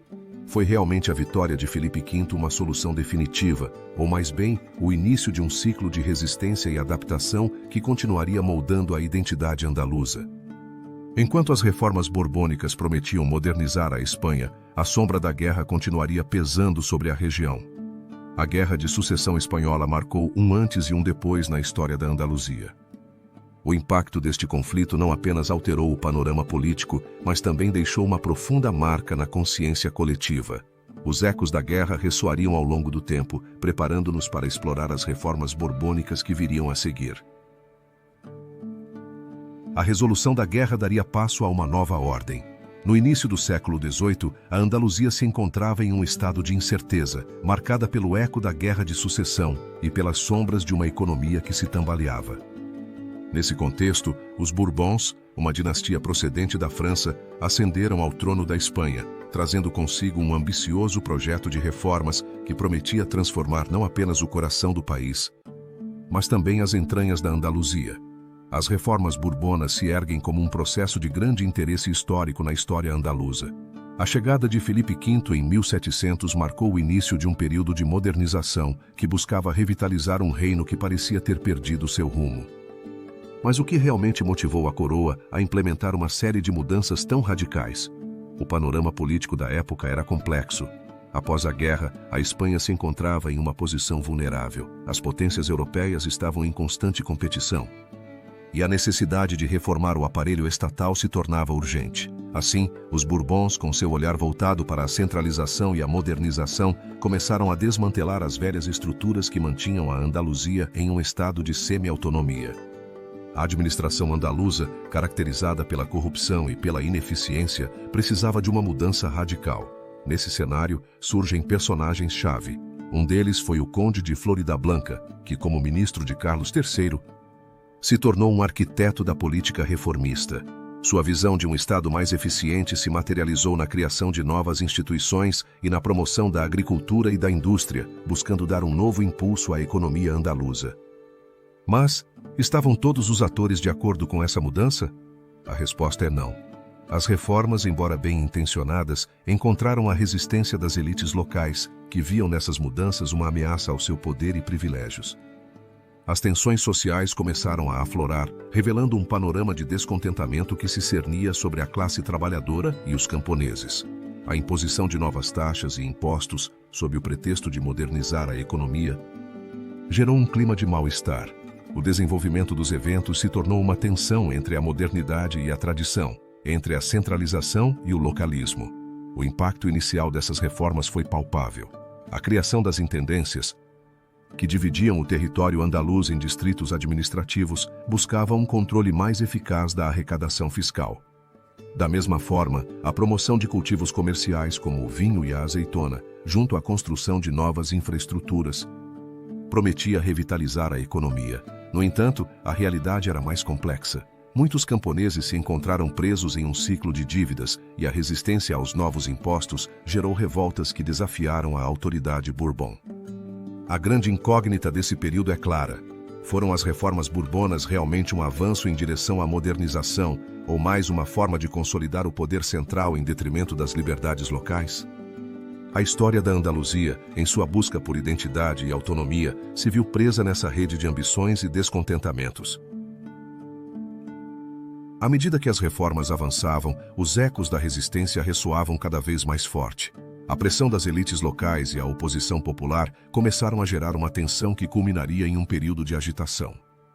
As reformas bourbonas, embora inicialmente impulsionadas pela ilusão de um novo amanhecer, deixaram um legado que ainda se sente: a luta entre o poder central e as aspirações locais. Dessa forma, a Andaluzia do século XVIII se tornou um campo de batalha ideológico. Enquanto a coroa buscava estabelecer um controle mais férreo, os andaluzes, com sua rica história de resistência, não ficariam de braços cruzados. Nesse contexto, surge a pergunta que nos leva ao próximo capítulo. Como responderia a Andaluzia à crescente agitação que marcaria o século XIX? A tensão acumulada se transformaria em uma tempestade de agitação social e política na vasta extensão da Andaluzia durante o século XIX. Neste canto do mundo onde o eco da história ressoa com força, As divisões que se acumularam durante décadas finalmente encontrariam seu curso. A Guerra da Independência Espanhola, que estouraria em 1808, não apenas marcaria um ponto de inflexão no destino da Espanha, mas também deixaria uma profunda marca na identidade da Andaluzia. No início do século XIX, a Andaluzia se encontrava em uma encruzilhada. As profundas desigualdades sociais, exacerbadas pela ineficiência do sistema senhorial e pelo domínio das elites proprietárias de terras, criavam um caldo de cultivo propício para a insurreição. A sombra da Inquisição ainda rondava, e o povo andaluz, cansado da opressão, começou a levantar sua voz. As figuras-chave dessa época não demorariam a emergir. Entre elas, o pintor Francisco de Goya, cujas obras se tornaram um testemunho crítico contra a guerra e a barbárie. No entanto, foi o próprio povo quem se levantou em armas, inspirando figuras como o guerrilheiro Juan Martín Díaz, conhecido como El Empecinado. Este líder popular, com sua astúcia e coragem, se tornaria um símbolo de resistência contra o invasor francês. O conflito começou quando as tropas napoleônicas cruzaram os Pirineus, com a ambição de conquistar a Espanha. Na Andaluzia, essa invasão foi percebida como uma afronta direta à identidade e soberania do povo. Formaram-se juntas de defesa em cidades como Sevilha e Cádiz, onde as decisões dos líderes locais se tornaram cruciais. Em Cádiz, a convocação das Cortes de 1810 marcaria o início da busca por uma nova Espanha, onde seria proposta a primeira Constituição de 1812, conhecida como La Pepa, um documento que prometia liberdade e igualdade, mas que também levantava questionamentos. Os acontecimentos se precipitaram em uma espiral de luta e sacrifício. As guerrilhas andaluzas, em sua luta contra as tropas de Napoleão, realizaram atos de resistência que desafiavam a lógica da guerra convencional. Em cada batalha, em cada emboscada, sentia-se a determinação de um povo que se negava a ser subjugado. No entanto, o caminho para a liberdade estava repleto de sombras. As lutas internas e a falta de unidade entre os diferentes setores do movimento nacionalista complicavam a situação. As consequências imediatas da Guerra da Independência foram devastadoras para a Andaluzia. As infraestruturas foram destruídas e a economia, já debilitada, mergulhou em um caos. A agricultura, pilar fundamental da economia andaluza, sofreu um duro golpe. A instabilidade trouxe consigo a fome e a miséria. E as elites locais, incapazes de oferecer soluções, viram seu poder desmoronar. A Andaluzia se viu presa em um labirinto de conflitos internos. O eco da guerra deixou um enigma que perduraria na memória coletiva. O que teria sido da Andaluzia se não houvesse existido a intervenção francesa? As lutas pela independência e a busca por uma nova ordem social não apenas marcaram a história da região, mas também deixaram uma marca indelével no coração de seu povo. A guerra, embora trouxesse consigo promessas, também semeava dúvidas. As cicatrizes da guerra não se fechariam facilmente. As tensões políticas, junto com a chegada da Revolução Industrial, transformariam ainda mais a paisagem andaluza. O século XIX continuaria sendo um período de agitação, onde a busca por identidade e justiça social se entrelaçava com a luta pela modernização. A Andaluzia, em sua essência, se encontrava em um cruzamento de caminhos. Nesse contexto, o mistério da resistência andaluza não residia apenas nas batalhas travadas, mas na capacidade do povo de se reinventar. A história da Andaluzia no século XIX é um testemunho da luta incessante pela dignidade e identidade. Um eco que continuaria ressoando. A Revolução Industrial, que começaria a despontar, prometia mudanças profundas. As fábricas, a ferrovia e uma nova forma de vida começariam a abrir caminho, prometendo um futuro que, embora incerto, trazia a possibilidade de um novo despertar. A agitação social daria lugar a uma nova ordem que mudaria para sempre a face da Andaluzia. A Revolução Industrial, um fenômeno que abalava a Europa no século XIX, começava a deixar suas marcas na região. Mas, como se manifestaria essa mudança em uma terra marcada por sua história, suas tradições e sua peculiar estrutura socioeconômica? No final do século XVIII, a Andaluzia se encontrava em um estado de transição. A influência da Inquisição ainda era perceptível, enquanto a economia se sustentava em grande parte na agricultura e na produção artesanal. Nesse cenário, a chegada de novas ideias e tecnologias começaria a desafiar a forma tradicional de vida. A influência do iluminismo e as correntes reformistas começavam a abrir caminhos para um futuro industrial. As velhas estruturas de poder se viam ameaçadas pelo avanço do capitalismo. Entre os atores-chave desse período estavam tanto as elites locais, que resistiam à mudança, quanto as correntes reformistas que defendiam a adoção de novas tecnologias. Figuras como o Conde de Fernán Núñez, que impulsionou a modernização agrícola, ou os trabalhadores anônimos que, pela primeira vez, se agrupavam em associações em defesa de seus direitos. Era um tempo de decisões cruciais, onde a ambição e o medo coexistiam. O desenvolvimento dos eventos que marcariam a Revolução Industrial na Andaluzia foi um processo gradual, embora profundamente transformador. Em primeiro lugar, a introdução da máquina a vapor, inicialmente na mineração, começou a modificar os métodos de extração de recursos, especialmente na Serra de Huelva. As minas de cobre e prata, vitais para a economia andaluza, se modernizavam e com elas surgiam novas oportunidades de emprego. No entanto, esse avanço trouxe consigo um novo tipo de exploração laboral, onde os trabalhadores enfrentavam condições desumanas. À medida que a década de 1830 avançava, os setores têxtil e da construção também começavam a experimentar uma transformação. A chegada de fábricas, impulsionadas pelo investimento de capitais britânicos, modificava a paisagem urbana. Cidades como Sevilha e Cádiz viam suas ruas se encherem de trabalhadores que buscavam um lugar nessa nova ordem. Mas esse progresso era realmente um avanço ou uma armadilha que condenava os trabalhadores a uma vida de penúrias? As consequências imediatas da Revolução Industrial na Andaluzia foram variadas. Por um lado, houve um aumento na produção e na capacidade econômica da região, que começou a se integrar nas redes comerciais. No entanto, esse crescimento não era uniforme. As zonas rurais, onde a agricultura continuava sendo a principal fonte de renda, se sentiam cada vez mais desprovidas. O êxodo rural começou a se tornar uma realidade, com milhares de camponeses abandonando suas terras. Esse movimento gerou tensões sociais. Em meio a essa transformação, um enigma persistia: como reconciliar o legado de uma Andaluzia tradicional com as exigências de um mundo industrial emergente? A resposta não era simples, e o conflito entre tradição e modernidade se tornava cada vez mais evidente. A chegada da Revolução Industrial não apenas alterou a economia, mas também colocou em questão a própria identidade da Andaluzia. Assim, enquanto as fábricas começavam a soltar fumaça, uma pergunta crucial emergia: seria a Revolução Industrial o salva-vidas que a Andaluzia precisava, ou uma sombra que pairaria sobre seu legado cultural e social? Com essa incerteza, o capítulo da Revolução Industrial na Andaluzia se fechava, mas suas repercussões ainda estavam longe de se resolver.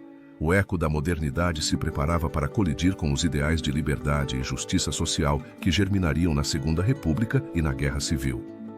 Na busca por uma Andaluzia que se redescobria, o próximo capítulo nos levará a explorar como esses acontecimentos moldaram o futuro da região em tempos convulsos. A modernização industrial não tardaria a se tornar uma tempestade que abalaria os alicerces da Andaluzia. Na primeira metade do século XX, a Península Ibérica se encontrava envolta em um clima de instabilidade política e social. A proclamação da Segunda República em 1931 marcou um marco na história da Espanha, uma tentativa audaciosa de transformar o país em um modelo democrático que prometia direitos, mas que também continha os elementos que levariam ao conflito. A Andaluzia, com sua rica herança cultural e suas profundas divisões sociais, tornou-se um reflexo das tensões que se viviam em nível nacional. Nesse contexto, os camponeses andaluzes, que haviam suportado séculos de desigualdade, começaram a levantar suas vozes. A reforma agrária impulsionada pelo governo republicano pretendia corrigir essas injustiças. No entanto, a resistência das elites proprietárias de terras e a falta de uma implementação efetiva levaram a uma crescente frustração. As promessas da República logo se transformariam em um eco distante. Entre os personagens que emergiram nessa encruzilhada estava Manuel Azaña, um dos líderes mais emblemáticos da Segunda República, cujo fervor reformista chocou-se com a realidade de um país dividido. Na Andaluzia, a figura do anarquista Francisco Ferrer também foi um símbolo da luta pela educação e pela liberdade. Mas entre os defensores da República, erguia-se também a sombra da reação: a Confederação Espanhola de Direitas Autônomas, liderada por José Maria Gil Robles, representava as forças conservadoras. Essa luta entre o progresso e a reação intensificou-se com a chegada da Guerra Civil em 1936. A eclosão da guerra foi, em muitos sentidos, um reflexo da polarização que havia estado se gestando. No dia 17 de julho de 1936, um levante militar liderado pelo general Francisco Franco começou a desencadear um caos que logo se espalharia por toda a Espanha. Na Andaluzia, o apoio inicial à República foi forte, especialmente em Córdoba e Málaga, onde os trabalhadores e camponeses se levantaram em defesa de seus direitos. Mas à medida que o conflito avançava, a brutalidade da guerra revelou um aspecto sombrio. A repressão dos revoltosos se traduziu em uma série de execuções que deixaram cicatrizes profundas. À medida que as frentes se consolidavam, a província de Granada tornou-se um ponto-chave. A cidade em si foi um bastião republicano, mas sua captura pelas tropas franquistas em 1936 foi um golpe devastador. A queda de Granada não significou apenas uma derrota estratégica, mas também simbolizou o fim de um sonho para muitos andaluzes. A repressão que se seguiu à vitória franquista foi implacável, com milhares de andaluzes enfrentando a prisão, o exílio ou a morte. As consequências imediatas desses eventos foram devastadoras. A Andaluzia não apenas sofreu a perda de vidas, mas ficou marcada por um ambiente de medo e desconfiança que perduraria durante décadas. As comunidades se fragmentaram e muitos daqueles que haviam lutado por uma causa se encontraram do lado oposto da história, perseguidos pelas mesmas forças que uma vez haviam apoiado. A Guerra Civil deixou um legado de dor que se perpetuaria na memória coletiva. Mas, que segredos ainda aguardavam nas profundezas dessa história? Que verdades ocultas permaneceram silenciadas sob as sombras da repressão? A Segunda República e a Guerra Civil na Andaluzia não foram apenas um capítulo de luta política, mas também um enigma que convida à reflexão sobre a natureza humana e a fragilidade da esperança. À medida que a sombra do franquismo se abatia sobre a Andaluzia, a região começaria a experimentar uma mudança profunda, um período em que a vida sob o regime de Franco transformaria ainda mais suas dinâmicas sociais e políticas. O próximo capítulo explorará o impacto da ditadura na identidade andaluza. O fim da guerra daria passo a um período de repressão e estagnação na Andaluzia. A Guerra Civil Espanhola, um conflito desgarrador que dividiu o país, deixou cicatrizes profundas na sociedade andaluza. A vitória do lado franquista em 1939 instaurou um regime que moldaria o destino da região durante quase 4 décadas. A era franquista se caracterizou pela censura, pela falta de liberdades e pela busca de uma identidade nacional homogênea que despojaria a Andaluzia de sua rica diversidade. O contexto histórico que cercava o início da ditadura de Franco era complexo. A Segunda República havia prometido reformas sociais e políticas. No entanto, as tensões entre classes, ideologias e regiões haviam criado um clima de instabilidade que culminou na guerra. Com a chegada de Francisco Franco ao poder, a promessa de uma nova Espanha se tornou um eco de autoritarismo. A figura do ditador, apoiada pelo exército e setores conservadores, se ergueu como um símbolo do nacionalismo espanhol, que buscava desdibujar as particularidades culturais de regiões como a Andaluzia. Os personagens-chave nesta narrativa são o próprio Franco e os altos comandos do regime, que implementaram decisões que marcariam a vida de milhões de andaluzes.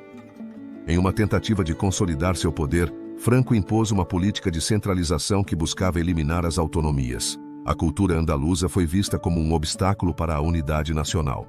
Isso se traduziu na repressão das manifestações culturais que não se alinhavam com a ideologia franquista.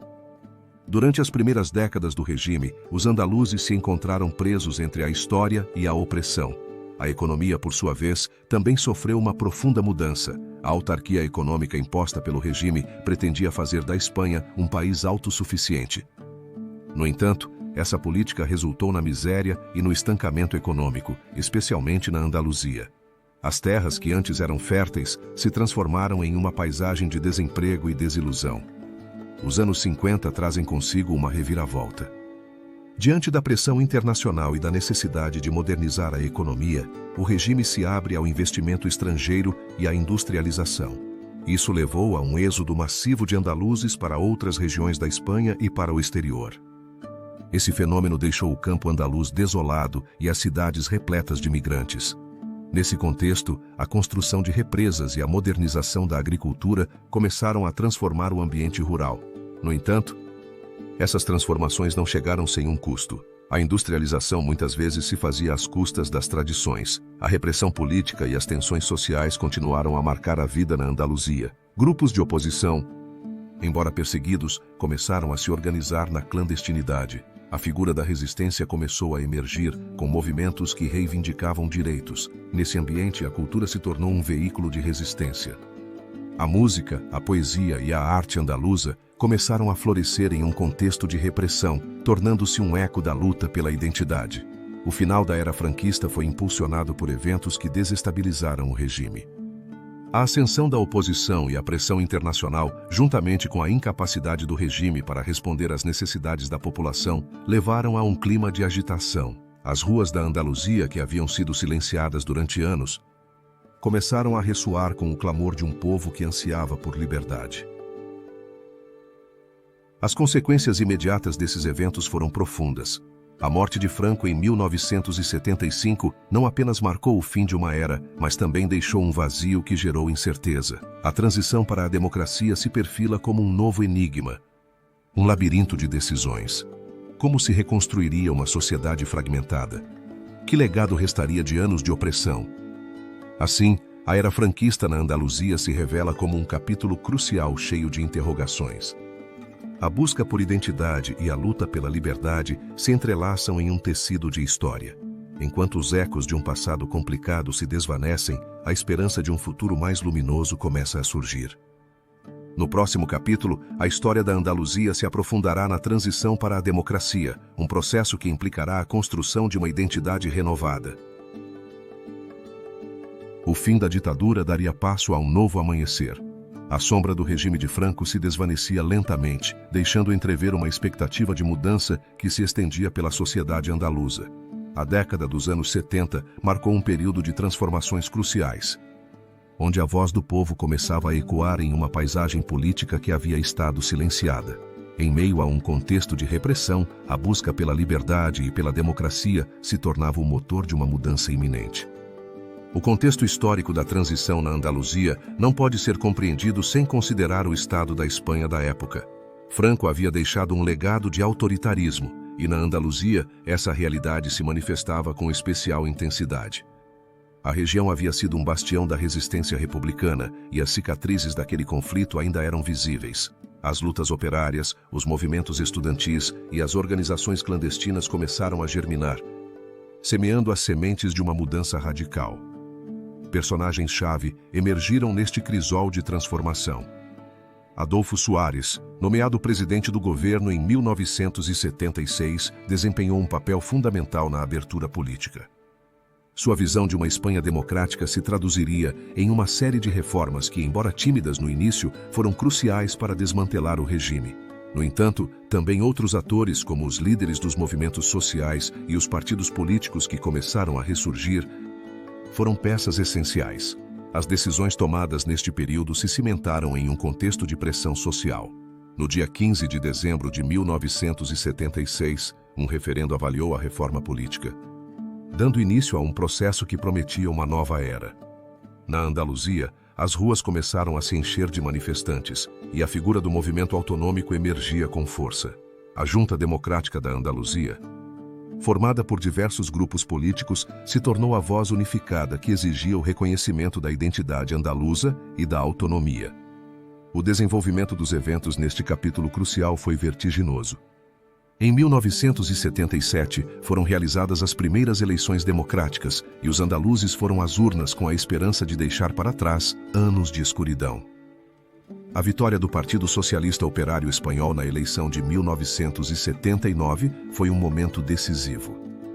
Com a chegada ao poder de Felipe González, o Partido Socialista Operário Espanhol impulsionou a ideia de uma Andaluzia autônoma, um conceito que ressoava profundamente na população. No entanto, esse processo não esteve isento de tensões. A luta pela autonomia se intensificou e as diferenças entre as distintas províncias andaluzas se tornaram evidentes. Em meio a esse clima, no dia 28 de fevereiro de 1980, foi realizado um referendo que buscava um status de autonomia para a Andaluzia. Embora a resposta tenha sido um claro apoio, o caminho para a oficialização da autonomia se tornou complicado. As consequências imediatas desses eventos foram profundas. A proclamação do Estatuto de Autonomia da Andaluzia em 1981 marcou o nascimento de uma nova era, onde os andaluzes começariam a tomar as rédeas de seu próprio destino.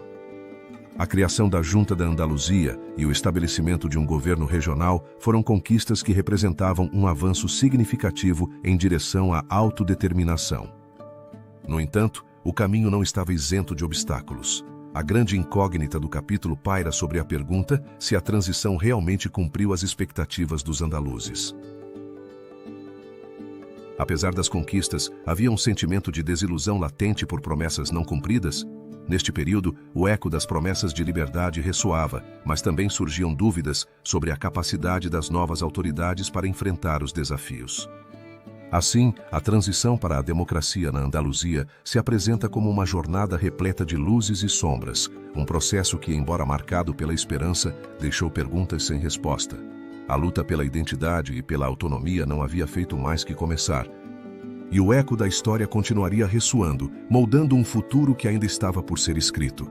Ao fechar este capítulo, vislumbra-se o horizonte de um novo desafio. A Andaluzia dos anos 80 se preparava para adentrar no século XXI com uma identidade renovada, mas também com o peso de um legado complexo. O eco da história ressoa em cada canto da Andaluzia, uma terra rica em matizes que soube se reinventar ao longo dos séculos. Neste último capítulo, adentramos no século XXI, um período marcado por desafios e conquistas em um contexto de democracia e pertencimento à comunidade europeia. Como um panorama de grande complexidade, a Andaluzia contemporânea revela um cenário onde as sombras do passado ainda influenciam a busca pelo futuro. Ao fechar o capítulo anterior, vislumbramos o processo de transição democrática. A chegada da democracia à Espanha na década de 1970, com a promulgação da Constituição de 1978, significou para a Andaluzia um renascimento. No entanto, esse renascimento não esteve isento de dificuldades. A região enfrentava o desafio de estabelecer sua identidade em um país que lutava para superar as sequelas de um regime ditatorial. A criação da Comunidade Autônoma da Andaluzia em 1982 foi um passo crucial. Mas o que realmente significou essa autonomia para os andaluzes? Na última década, a Andaluzia se viu envolvida em um processo de modernização e adaptação a uma Europa em constante mudança.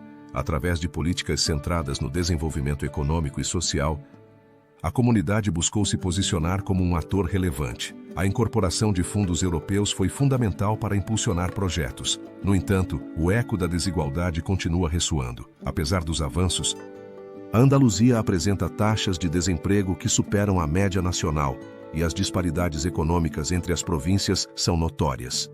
Nesse emaranhado de desafios, surgem figuras-chave. Os presidentes da Junta da Andaluzia, desde José Rodrígues de la Borbolla até Juanma Moreno, têm sido protagonistas na configuração do rumo da comunidade. Cada um enfrentou decisões críticas diante da crise econômica global e dos efeitos das mudanças climáticas. Como essas decisões afetam a vida cotidiana dos andaluzes? O desenvolvimento do turismo, um pilar da economia andaluza, tem sido um tema de controvérsia. Embora tenha gerado empregos, também trouxe consigo um dilema: a sustentabilidade. A massificação de destinos icônicos como a Alhambra ou as praias da Costa do Sol levanta questões. É possível equilibrar o crescimento econômico com a preservação do legado cultural e natural? A resposta está na busca por um modelo turístico que respeite a autenticidade da região. A cultura, outro dos legados da Andaluzia, também evoluiu no século XXI.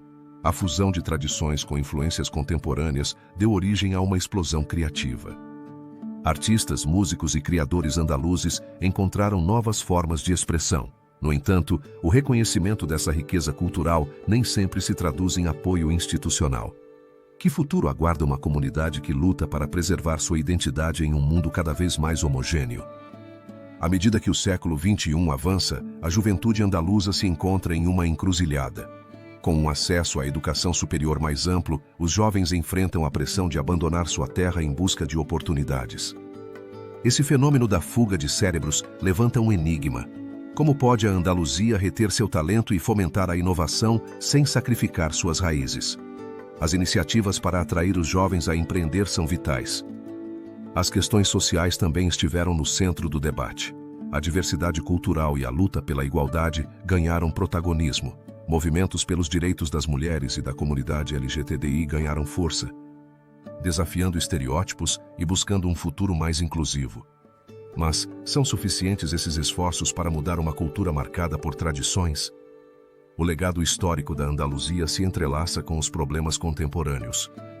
A identidade andaluza, forjada ao longo dos séculos, continua sendo um elemento crucial.